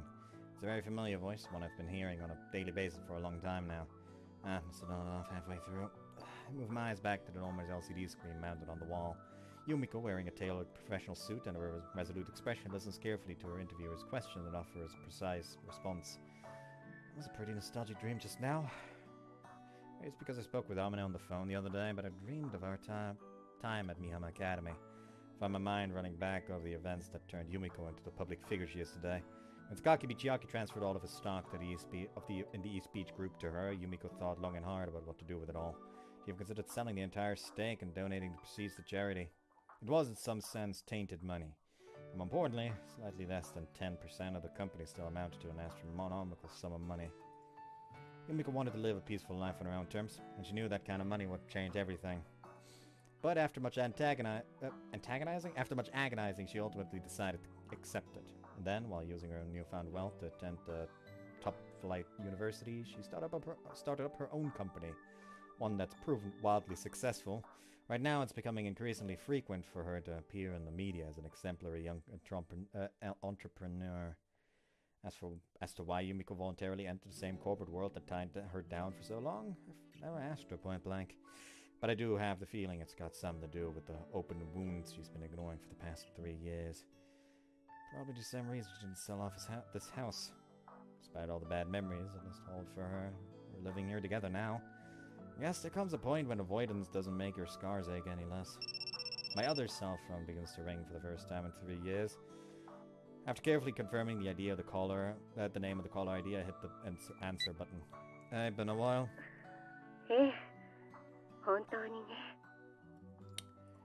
There was a moment of silence, but in that time many unspoken words passed between us. Although I was officially reprimanded after the incident 3 years ago, a certain influential force in each guy's upper echelons shielded me from more serious charges and arranged for my reinstatement on the reserve. That said, I was no longer interested in returning to my previous workplace, as supporting Yumiko had become my first and foremost priority. I took my chance to formally resign. Naturally, this led to an estrangement from JB. There was one and only one thing I'd ask of her at the end. It was a job better suited to a detective agency than a professional of her caliber, but I asked anyway, fully aware of my selfishness. JB accepted that strange request without particular comment. I didn't ask why, but it felt as though she wanted to tie up some loose ends herself. I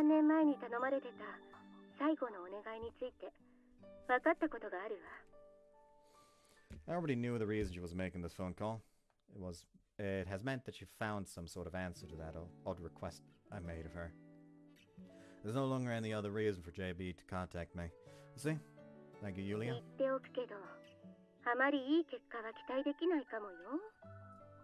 It's alright, still want to know. I mechanically jot down JB's indifferent words on a notepad that was lying nearby. As the trees outside sway in the wind, the muted sound of rustling foliage carries through the otherwise silent room. After ending the call with JB, I took the black cell phone away and take out the one I normally use. Call history is filled almost entirely with a single number. Clicking on it, I bring the phone to my ear.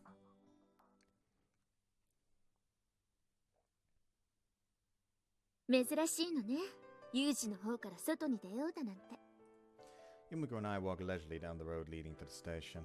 She's got a lot on her plate at work right now, but the moment I called, she managed to open her schedule. Yeah, there's something I wanted to talk about. Sorry about dragging you out.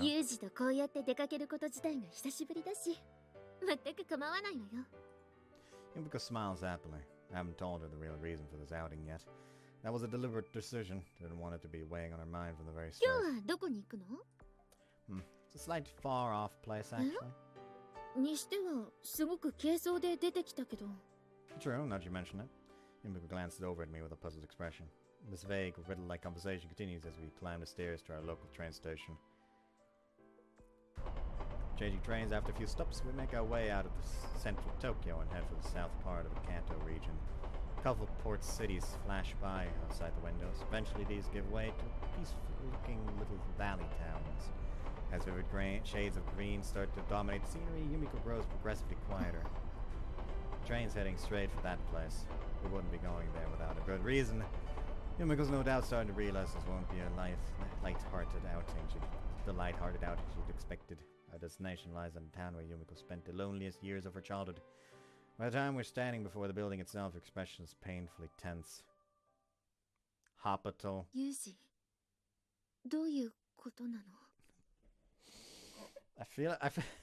I almost feel bad for saying hospital there. Like, this is supposed to be a serious scene. Well, the reasons will be different. There was the fucking... Hold on. What was the exact meme again? Tumblr.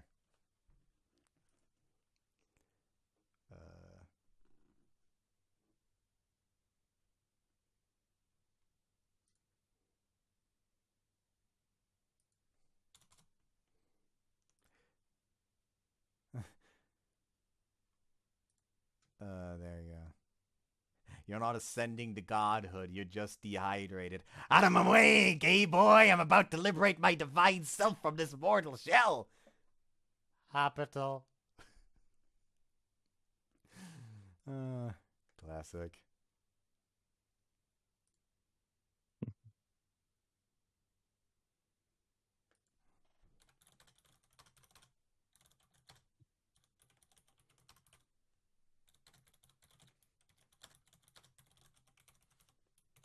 There you go. Sorry. And it's a large general hospital at the outskirts of a sleepy country town. By the way, you know that they're using this way of presenting this, like flash forward actually, just because they do not want to make new sprites for adult Yumiko and Yuji. Not for Yuji, so he doesn't have a sprite, but you don't know it's so they don't have to make a adult Yumiko sprite. That makes sense. Yeah. That would require effort. It's a large general hospital at the outskirts of a sleepy country town. Hospital the two of us visited several times together. But there should no longer be any reason for us to come here. Yumiko's mother, Sakaki Misako, quietly passed away 2 years ago. Oh, after the usual formalities with her relatives, Yumiko told me she'd never be setting foot in this town again. There were too many sad memories in this place. Just being here was painful for her. I know it's hard coming back here, but there's something we can't talk about anywhere else. Yep. We proceed slowly through the familiar hallways. After climbing the stairs, we make our way towards a private room in the very back, then come to a halt in front of the door. As a certain person has been visiting this place virtually every week since your mother's death. Yeah, you know what I'm talking about, right? Yumiko casts her eyes down, pursing her lips slightly. Looks as though the names come to mind. I don't know why any more than you do, but it's a fact. A person's been coming here for years, and begging the hospital staff not to breathe the work of those visits to anyone. I sadly nod.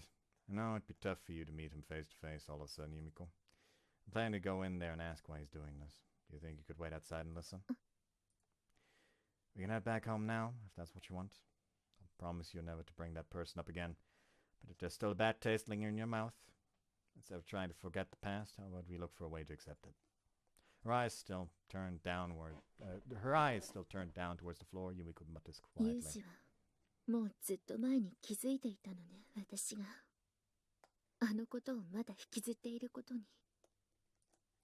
Yeah, sorry for not saying anything until now. There must be countless memories running through Yumiko's head right now. Her empty childhood, the faint hope she found only to have it snatched away. The man who took everything away. Her crushing solitude, her artificial cage where her heart slowly began to thaw. Her first act of real resistance, our escape. At the end of a long struggle, a confrontation with everything on the line. And a former usurper who had everything taken away from him. What does his daughter feel for him now? Hatred? Something else entirely? I can practically see the tangled ball of conflicted emotions wriggling inside her mind. Eventually, Yumiko raises her head. Her expression is firm and determined. I see. Alright then. Nodding to Yumiko, I step forward and slowly open the door to the hospital room. With a heavy sound of wood sliding across the floor, sunshine from the far window floods out into the hallway. Sorry. I'm coming in. It's a hospital room with no occupant, dominated by an empty bed. The strong smell of sun-faded old curtains will powers the lingering scent of disinfectant still lingering in the air. At the side of the bed, a single man sitting in a folding chair, hands folded in front of him. 予定通りだな。さすがは軍人だけあって時間に正確だ。Well, I'm not in that line of work anymore, but time passes quickly. Best use it efficiently, won't you say? その通りだ。時間はすぐに過ぎる。Sakaki Michiaki smiles stiffly as the words leave his mouth. His face, carved with wrinkles, looks like that of a much older man. 3年ぶりか。もっとも、君の顔などあまり覚えてはいないがね。I remember yours very clearly. Seems to have changed pretty dramatically. 生きがいのなくなった人間など、所詮はこのようなものだ。血と肉の入れ物はあっても、それを動かす意志が空っぽでは、ただ細々と物を食い排泄するだけのゴミでしかない。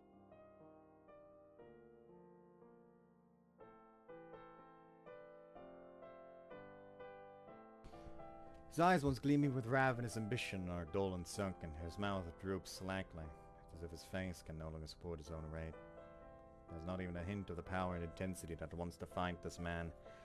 The last 3 years must have been a period of increasingly rapid decline, so he seems to ooze from every pore of his body.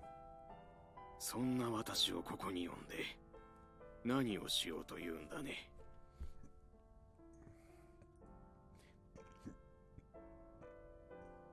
Michiaki's voice, full of self-ridicule, implies a question. Here to laugh at a fallen man.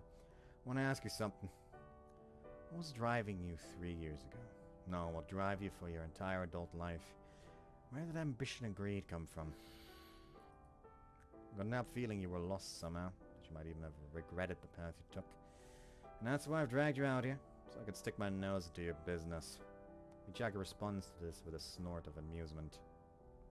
こんな非道な男にそんなことを聞いても無駄だろう。君の期待するような言葉など私が言うことはない。私から全てを奪った贖罪のつもりでそんな自己弁護を考えたのかもしれんが、シナリオとしては三流だな。出直してくるがいい。 Tell me then why you have been retracing the footsteps of your wife and child. どうしてそれを I had my superior do a little digging. Even sighted in the vicinity of this hospital, the apartments Yumiko and I rented while we were on the run, and even your wife's family home. However, final request of JB was an investigation into Sakaki Michiaki's current whereabouts and activities since his fall from power. Michiaki spent the last few years visiting every place his wife and child once lived, as if to vicariously experience their journey. And he did his best to keep us in the dark about it, even disguising himself and using false names. Only a person who regrets their past would do something like that. If you'd really thrown everything aside, you wouldn't go out of your way to visit places with a connection to your family. That's why I found it decided to ask. Was that life really what you wanted? Or were you just chained to it by something beyond your control? I had a feeling knowing the answer might be better than letting it fade away miserably into the past. Chiaki heaves a heavy sigh. His sunken eyes gaze at the floor for a long moment before slowly turning up to me. There's a surprisingly gentle smile on his face. It's a resigned expression of a beaten man. 君の上司は最後まで私の気に入らないことをするのだな。Blame me for this one, I'm the one who asked her. 妙なことをするものだ。おせっかいにも程があるぞ。If there's business, I'm in it. I guess you could say that I'm an even bigger businessman than you. Michiaki, who had been leaning forward in his chair like a stooped old man, reluctantly reclines as if to stretch his back. His face pointed at the ceiling, he lets out a very long sigh. 私が父から最初に帝王学を教わったのは何歳の時かわかるかね？ No? 9歳だよ。遊びたい盛りの子供にあの人はいきなり社会と金の話をしてきたんだ。 Throughout Michiaki's childhood, there was a constantly rotating cast of women at his father Kojiro's side. The women came and went one after another, each calling herself his mother, offering him various forms of distorted love. Some were affectionate to him in the shallow way of a child playing with a favorite toy. Others were openly hostile, even abusive. But however they treated him, his father showed no interest whatsoever. On the other hand, Sakaki Kojiro was abnormally intrusive when it came to his son's studies and friendships. Perhaps it was because he had once failed the Tokyo Imperial University exam himself, but he demanded superlative academic results from Michiaki, insisting he would tolerate nothing less than admission to a renowned national university. Any friends his son made at school were thoroughly investigated by detective agencies, and Michiaki failed to produce superb results or showed the slightest sign of disobedience, his father would respond with violence. 家が怖かった。学校から戻ることが苦痛で仕方なかった。Desperate to escape his terror, Michiaki threw himself into his studies, ultimately passing the entrance exam to the nation's most prestigious university. This success extended his personal life as he obediently acquainted himself with the gaudiest tiers of high society. The more Michiaki met his expectations, the more his father came to demand from him. 大学に入った頃だったか。あの人は私に言ったのだよ。Michiaki's voice trembles slightly as if afraid to even revisit the memory of his father. It takes some time before the next words emerge from his mouth. お前の自我などいらない。俺の人形になって、俺の死後も働けとね。University didn't bring the freedom Michiaki had hoped for. Every step he took was decided by his father. Under constant observation, he lived as nothing more than an extension of another man's will. そして、私の自我の一切がついえ、完全な人形となるのを見計らったかのように、あの人は亡くなったんだ。Michiaki turns his eyes towards the window. それからのことは、君も何かで聞いているだろう。後に残されたのは、完全なあの人のコピーというわけだ。あの人と同じことをしていれば、波動を進めると思っていた。だから、ユミコの行動が何一つとして理解できなかった。That's why you followed in her footsteps after losing everything. With yet another bitter smile, Michiaki slowly nods. そんなことをしてどうなるわけでもないんだがな。ただ、何かあるのかもしれないと、すがるようにして、同じ道をたどろうとした。Did you find anything? Shakes his head. 何もなかったよ。話をしようにも、妻も娘ももうどこにもいなかった。ただ、何より恐ろしかったのは、そんな状況にあってさえ、悲しいとすら思え、わかるかね？幼い頃から、他人はクズだ、ゴミだと教え込まれ、女は道具だと言われ続けてきた人間が、今更になって、家族の愛だの情だの、理解できるわけがないのだよ。Once again, Michiaki's gaze turns towards the ceiling. He's not shedding tears, but he's wearing the expression of a crying man. The expression of a man painstakingly forcing his face to take on the contours of sorrow. 私は悔いることすらできないんだ。When you've known right, it's easy enough to see wrong for what it is. But when all you've known is violence and cruelty and misery, they're simply facts of your existence. By looking at the situation outside, you can understand that you've fallen to the very bottom, and yet the grief and remorse just won't come. There's no emptier feeling. Sakaki Michiaki is mired in the depths of an extraordinary despair. No matter how he moves, no matter what he says, the smothering darkness all around doesn't so much as stir. He's sunk to an inescapable hell. It's the polar opposite of his daughter's suffering. Where Yumiko felt pain, the man knows only crushing numbness. Might be hard to swallow coming from a brat like me, but I can sort of understand your feeling. なんだと? There was a time when I couldn't even grieve for the things I'd lost. Tell Sakaki Michiaki just a little about my own past, about my misery and my one small glimmer of hope, about the emptiness I felt when even that was snatched away from me, about the despair I endured again and again until my heart grew numb, until I couldn't even recognize it as despair.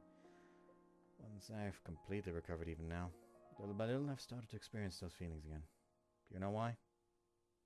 さあ、私にはわからない。 It's because of Yumiko. Having her in my life helped me regain something like normal human emotions. By protecting another human being, by sharing my life with them, I gained something in return. The impenetrable darkness inside me was punctured with a few small rays of light. But if I hadn't met Yumiko, there's no doubt I'd still be wallowing in the same despair as this man. I need to be on my way. But tell me something first. What are you planning to do from now on? これから何も考えてはいない。私には何もないからな。Alright. In that case, I'm gonna make a request of you. Do whatever you want with the time you've got left, but don't give up on living. どうしてそんなことを望むんだ? Staring straight into Michiaki's eyes, I continue in a forceful tone of voice. Don't take anything else away from Yumiko. Whatever you think of yourself, she still sees you as her father. Goodbye. Those final words seem to have an effect on Michiaki. I've already turned my back and taken a few steps when I hear him rising to his feet. Yumiko. When I turn around, Michiaki's looking at me with the expression of a man who's just reached a firm conclusion. Yumiko, 幸せに私のようにはしないでやってくれ。人間として幸せにしてやってくれ。私の最後の頼みだ。頼む。This isn't the hollow husk of a man who was speaking to a moment ago. It's not the broken puppet who told me it was nothing. At the end, Sakaki Michiaki stands before me as a father. I don't think I can accept that request. なぜだ? Because someday you'll have to help make Yumiko happy as well. But when I speak those words, a light fades from his eyes. ユミコがそれを望むはずがないだろう。今ここにあの子の母も、そして父もいないのも、すべてはこのくだらない人形のせいなのに。And Yumiko's a woman who can grieve for a puppet. Weren't you listening? She dragged me out of that same muck you're sinking in. 本当か? Yes, wouldn't even be standing in this room otherwise. Yumiko's lingering unhappiness wasn't a product of bitterness, much less a desire for revenge. It was something else entirely. That's why I came here. Show them a path towards accepting the past. It's not going to be your final request. I'll come see you again. Actually, stick around until then. Turning around once more, I head for the door. This time there's no call from behind. Yumiko? Yumiko's not standing in the hallway where I left her. But it doesn't take long for me to realize where she's gone. The weather's nice today. She has to be there. A puff of wind gusts across the rooftop. Sandwiched between the vivid blue sky and dull grey concrete, a small white thing flutters in the breeze. A slender milepost marking the spot where it all began and the spot where it's going to end. Her white skirt and long black hair dance in the air as I slowly approach.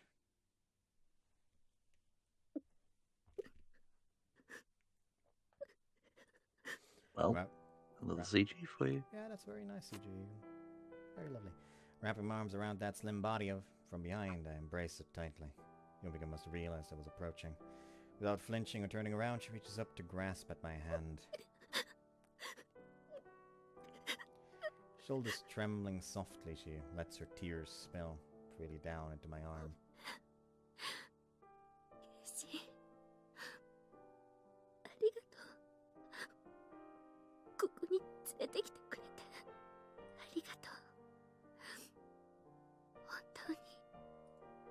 Affectionately stroking my hand, Yumiko thanks me again and again.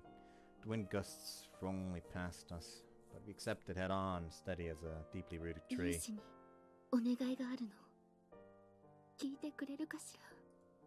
Yeah, shoot. 父に教えてあげたい。ユージに教えてもらったように。父がそこにちゃんといるんだってことを。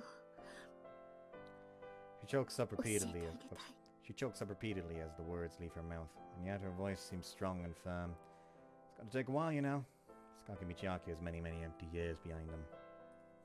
Filling that massive void won't be a small project, or an easy one. 平気よ。だって、私は一人じゃないもの。Her hand squeezes fiercely down on mine. 大丈夫。I nod and squeeze back. The words I spoke to Michiaki were my honest feelings. It's only because of Yumiko that I'm here today. I owe her everything. Alright, let's teach them together. With that, Yumiko falls silent once more. Grasping my hand, she gazes up into the sky and lets the wind break against her body. Beautiful summer clouds drift by far overhead. The sky Yumiko watched before was always a lonely place. The wall of blue was a symbol of nothingness, a reflection of the emptiness of below. But right now, I think she's seeing something very different up there.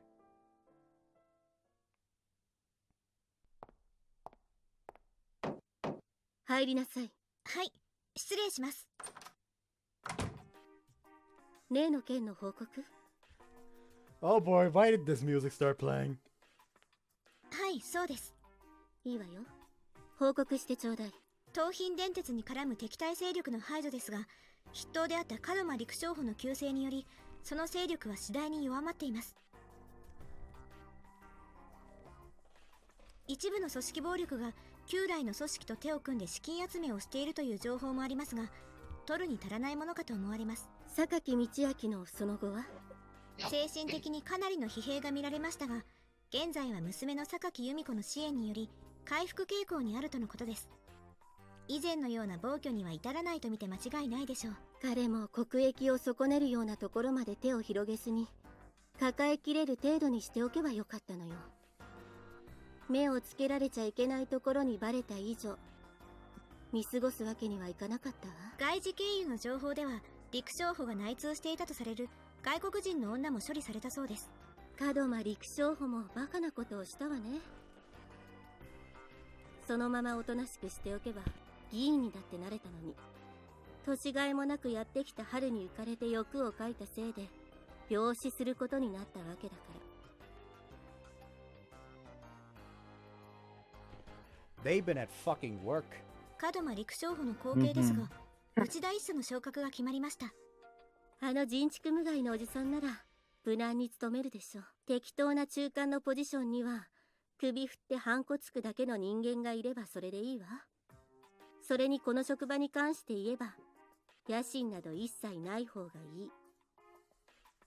全ては上層部の思惑通りというわけですか。そうね。何もかもが最初から最後まで手のひらの上だった。実際に榊道明に対峙した彼らも私たちもね。902残念ですね。結局ここもやめちゃいましたし。まあ仕方ないわよ。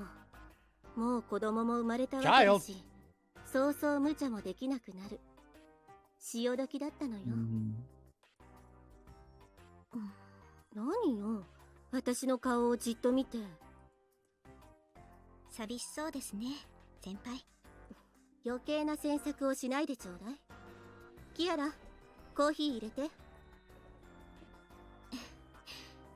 い、わかりました。以上で報告を終わります。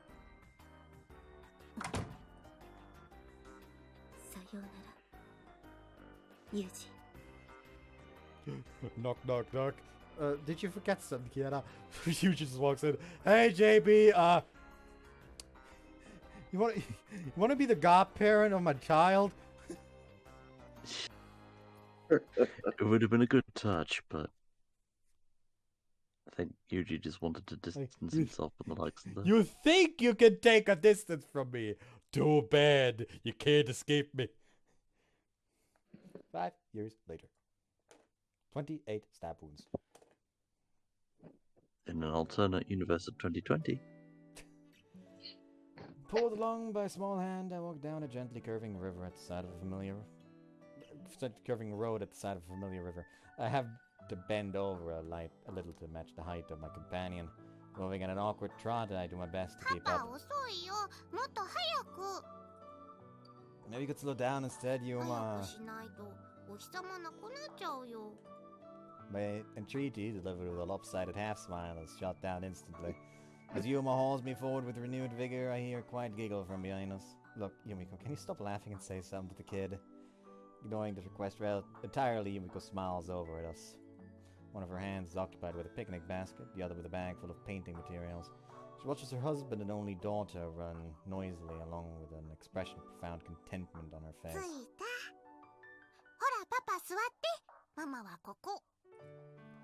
With practiced improvements, Yuma brushes away a little dirt and guides us to our seats on the grass. The instant Yumiko settles herself onto the ground, Yuma slips in between her legs and onto her lap. Why don't you sit with me every once in a while, Yuma? Kicking her stubby legs in the air, Yuma turns her face away in rejection. Yumiko, of course, just watches and laughs. Typical.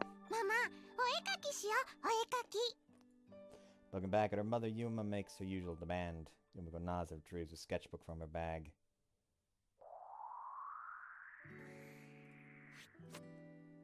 Aww. Well, first off, fucking adorable. Second off, man's looking snazzy. Mm-hmm. And he's finally not defying gravity. Yeah. Yeah. He's great.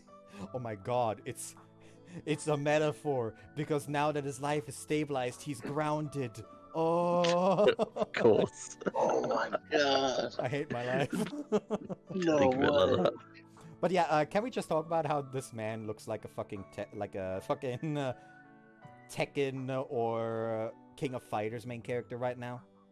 It does, yeah. Looks like Zach, Yakuza. Hold on. What's his name? Kind of version of Regiment.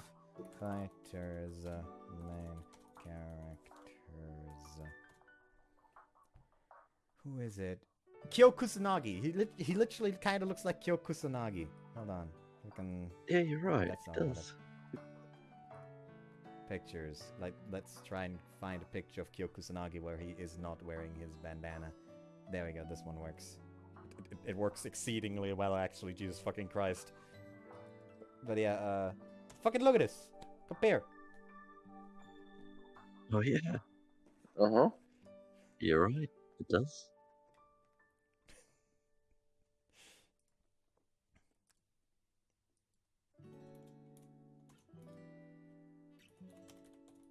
Does he have a spam move? Does he have, like, does Kyo have a move that people tend to spam? Gun. Well, I assume it's gonna be like the fucking... Wait, no, that's throws.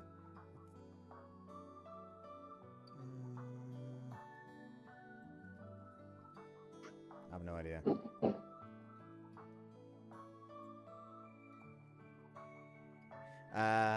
You know, I think 108 Shiki Yummy Barai doesn't roll off the tongue as well as something like Sonic Boom. Anyways, coming here has become part of our normal routine. It's always the three of us, Yumiko, me, and our only child. Pretty much every weekend, we are here performing a happy family number sweet enough that it'd likely nauseate any unfortunate observers. ちゃんと持ちなさい。こないだみたいに汚しちゃうわよ。 Yumiko reaches down and makes Yuma shift the marker in her hands to a more normal grip. Last week, the budding artist in question ended up defacing one of her favorite blouses in a result, in the result of that sloppy mark technique. With his energetic response, Yuma immediately switches back to her bizarre initial grip. もう言ったそばからね。 Smiling around, Yumiko takes our daughter's small hand in hers and shifts the marker again. Hard to believe it's the same hand that once came flying at my face with unthinking rejection. お父さんもやっと退院ね。 Sounds like all the tests were good. I'm glad. Yumiko nods brightly. Just the other day, the doctor in charge of Michiaki's case granted approval for his discharge from the hospital. Yumiko's years of steady, determined effort have finally been rewarded. おじいちゃん退院するの？ Yeah, good thing we had you around, ど Yuma. うして？ In response to this innocent question, I just stroke her head. Yuma's cheerfulness provided more than enough warmth to thaw Michiaki's heart. These days, he's smiling like a good-natured old man every time his granddaughter walks into the room. 今度は一緒に連れてきたいわね。 Yeah, sounds like a plan. Yuma, losing interest in the conversation, scribbles passionately away at her sketchbook. Gripping the marker firmly in her fist, she piles vaguely circular shapes onto each other, seemingly at random. Looking up at me, she grins from ear to ear and points at the sketchbook.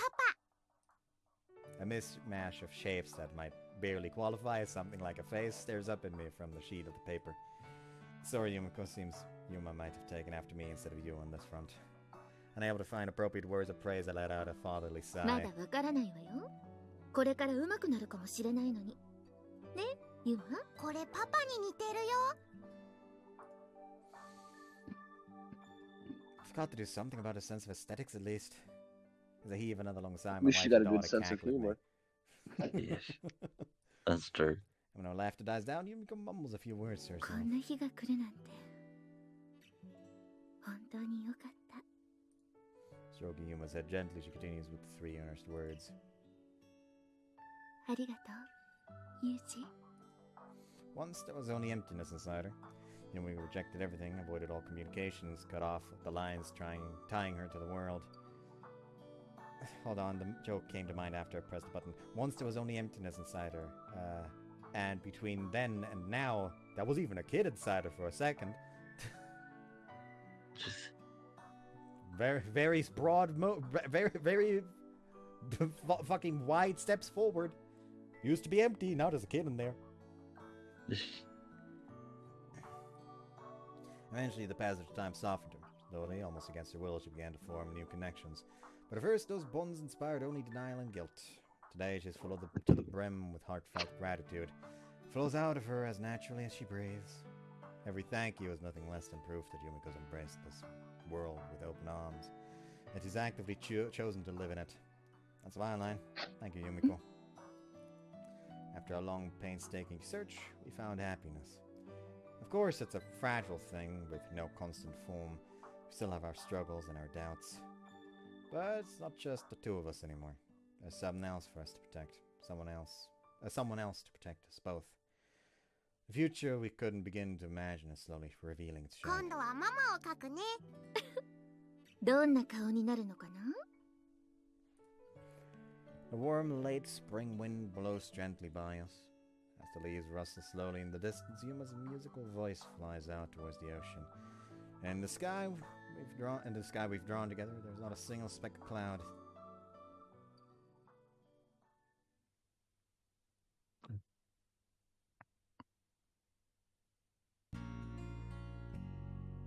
How lovely.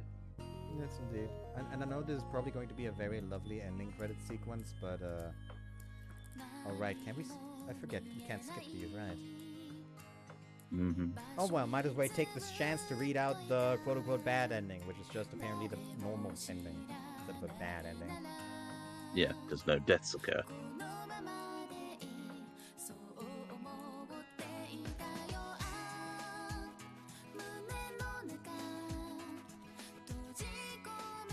One thing I fell in love about the ending images here is the fact they use the line drawings they came up with the individual scenes.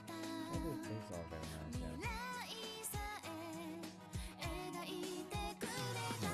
yes. Details. Having decided to run away... Jesus Christ, this is actually very loud. Can you hear me over the game? Yes, we can. Yes. Okay, good.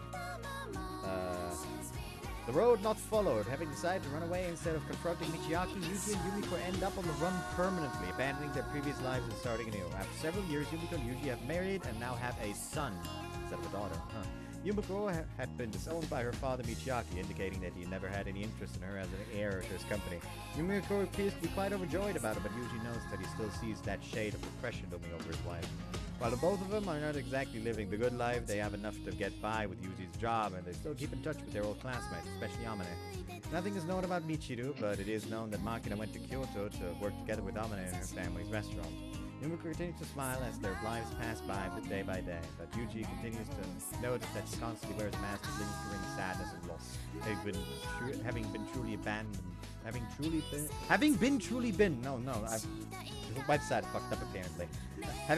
abandoned by her father. Yuji decides to confront her about it. Yumiko reveals that she wishes to be with her father again, even after all that he did to her.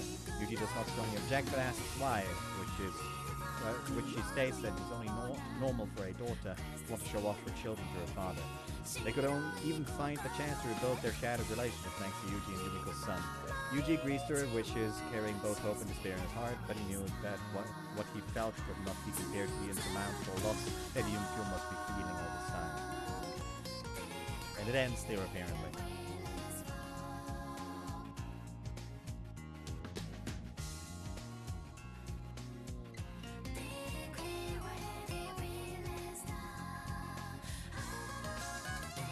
As to you, audience, we trust you have enjoyed this playthrough of the Fruit of Grisaia. It is a very nice... Yes. Specifically, I'm pretty sure this is the same vocalist that sang the opening for Hoshisora no Memoria. Or at the very least, a lot of the OSTs for it.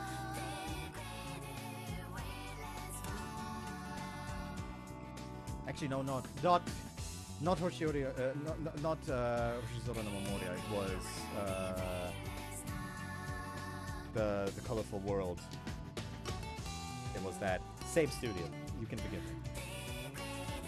But yeah, specifically, it sang the opening, Aletheia and all that. Mm-hmm.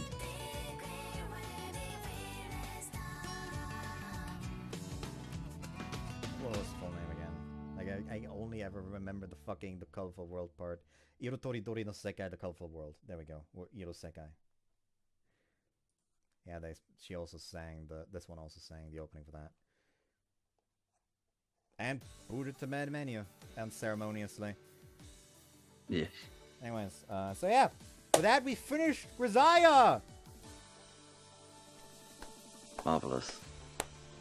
Am I the only one clapping? God damn it. Yes. Hang on. Anyways, but yeah, with this we finished the first game. Meaning now we will move on. Not to the second game yet, actually. Yeah, because there's another co-host you want to do, yes, isn't there? next up is going to be Hoshiori Mirai. I do have to figure out if the co-host has time for that, considering there has been a lot of things going on in his life thus far. So I should probably go ask him about this immediately. So yeah, anyways. Yeah. I am going to ask y'all, actually specifically Bud, really. What was your favorite route, Bud? My favorite route? Yes. Oh my god. I would say even still, despite the forest, I enjoyed Amane's the most. Glutton for punishment. I mean, we do know that he's a bottom, so he's probably a Matsukas as well, at least a little bit. I just like the character a lot. The problem is Amane is something of a bottom as well. Everyone in this game is a bottom. Except maybe Machina, but I don't think he's gonna go for that. Yeah, I certainly wouldn't. No.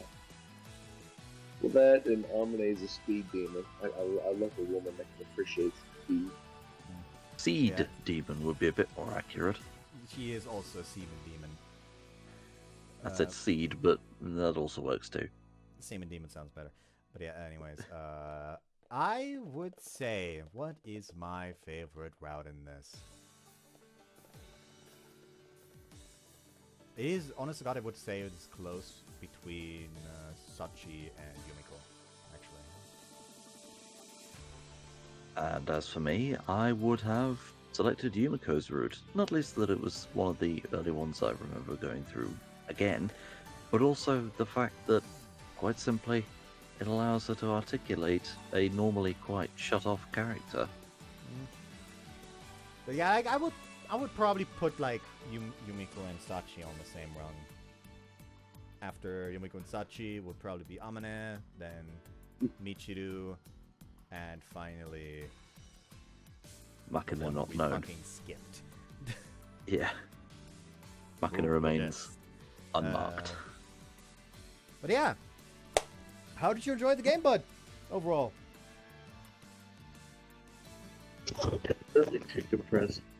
Was it worth the suffering? Was it worth I the prefer something with less suffering, less depression. But all in all, I think it was either. All you'll say perhaps is whenever you go anywhere near any body of trees, you're going to take a survival pack with you and a hunting rifle. I think. I mean, I live like literally next door to like a small marsh. Yeah, I've got farmers fields all over here. It was definitely a fitting tribute series. I mean, you say that, but the tribute series is not over. It's just on hold while playing another game. It is almost kind of fitting that we finish this game within a year of Scout's passing. Yeah. So not only is this a series of not only is this a series of paying tribute to Scott, we even get to celebrate the 1 year anniversary. Celebrate is the wrong way. Observe and celebrate his life. Observe and celebrate his life with the 1 year anniversary of his death, I guess. Sorry, I'm bad with words. Yeah, with regards to that, with the fact that he was meant to be the original co-host for a Grisaia series with yourself, I hope I matched up in some way. Honest to God, quite frankly, like, I'm not going to touch the Tsushido co-host for a very long time, but I do still need to legitimately do that, because, like, we specifically the one route that I needed to redo Maki's route because a bunch of videos in her route fucked up. We did not get to. So yeah. But yeah, anyways. Hope you guys enjoyed this one and see you next time. Don't know when. Take care of yourselves. Actually, do either of you want to just hop in on the other co-host as well? Depending on what Oh happens. Lord. Like, I can just invite Justin and y'all could just hop in whenever since both of you know the game. That's true. If you really need the extra help, I guess. Also, accidentally just fucking called out who I said it would be when I tried to not say it out loud before. I'm stupid. That was clever. Yeah, but I'm retarded. But yeah, everyone forget. I'm gonna be messaging Justin immediately afterwards if he does actually have the time to start next week, or if his life situation is still difficult. If you need the extra hosts, I'd be honored to help, but I don't think I'd add much. Yeah. Anyways. Yeah, you can be the guide this time. I might also try to involve Atlas, since I think he also hasn't played Oshiori. But yeah, anyways. See you next time. Bye-bye. See you around, folks.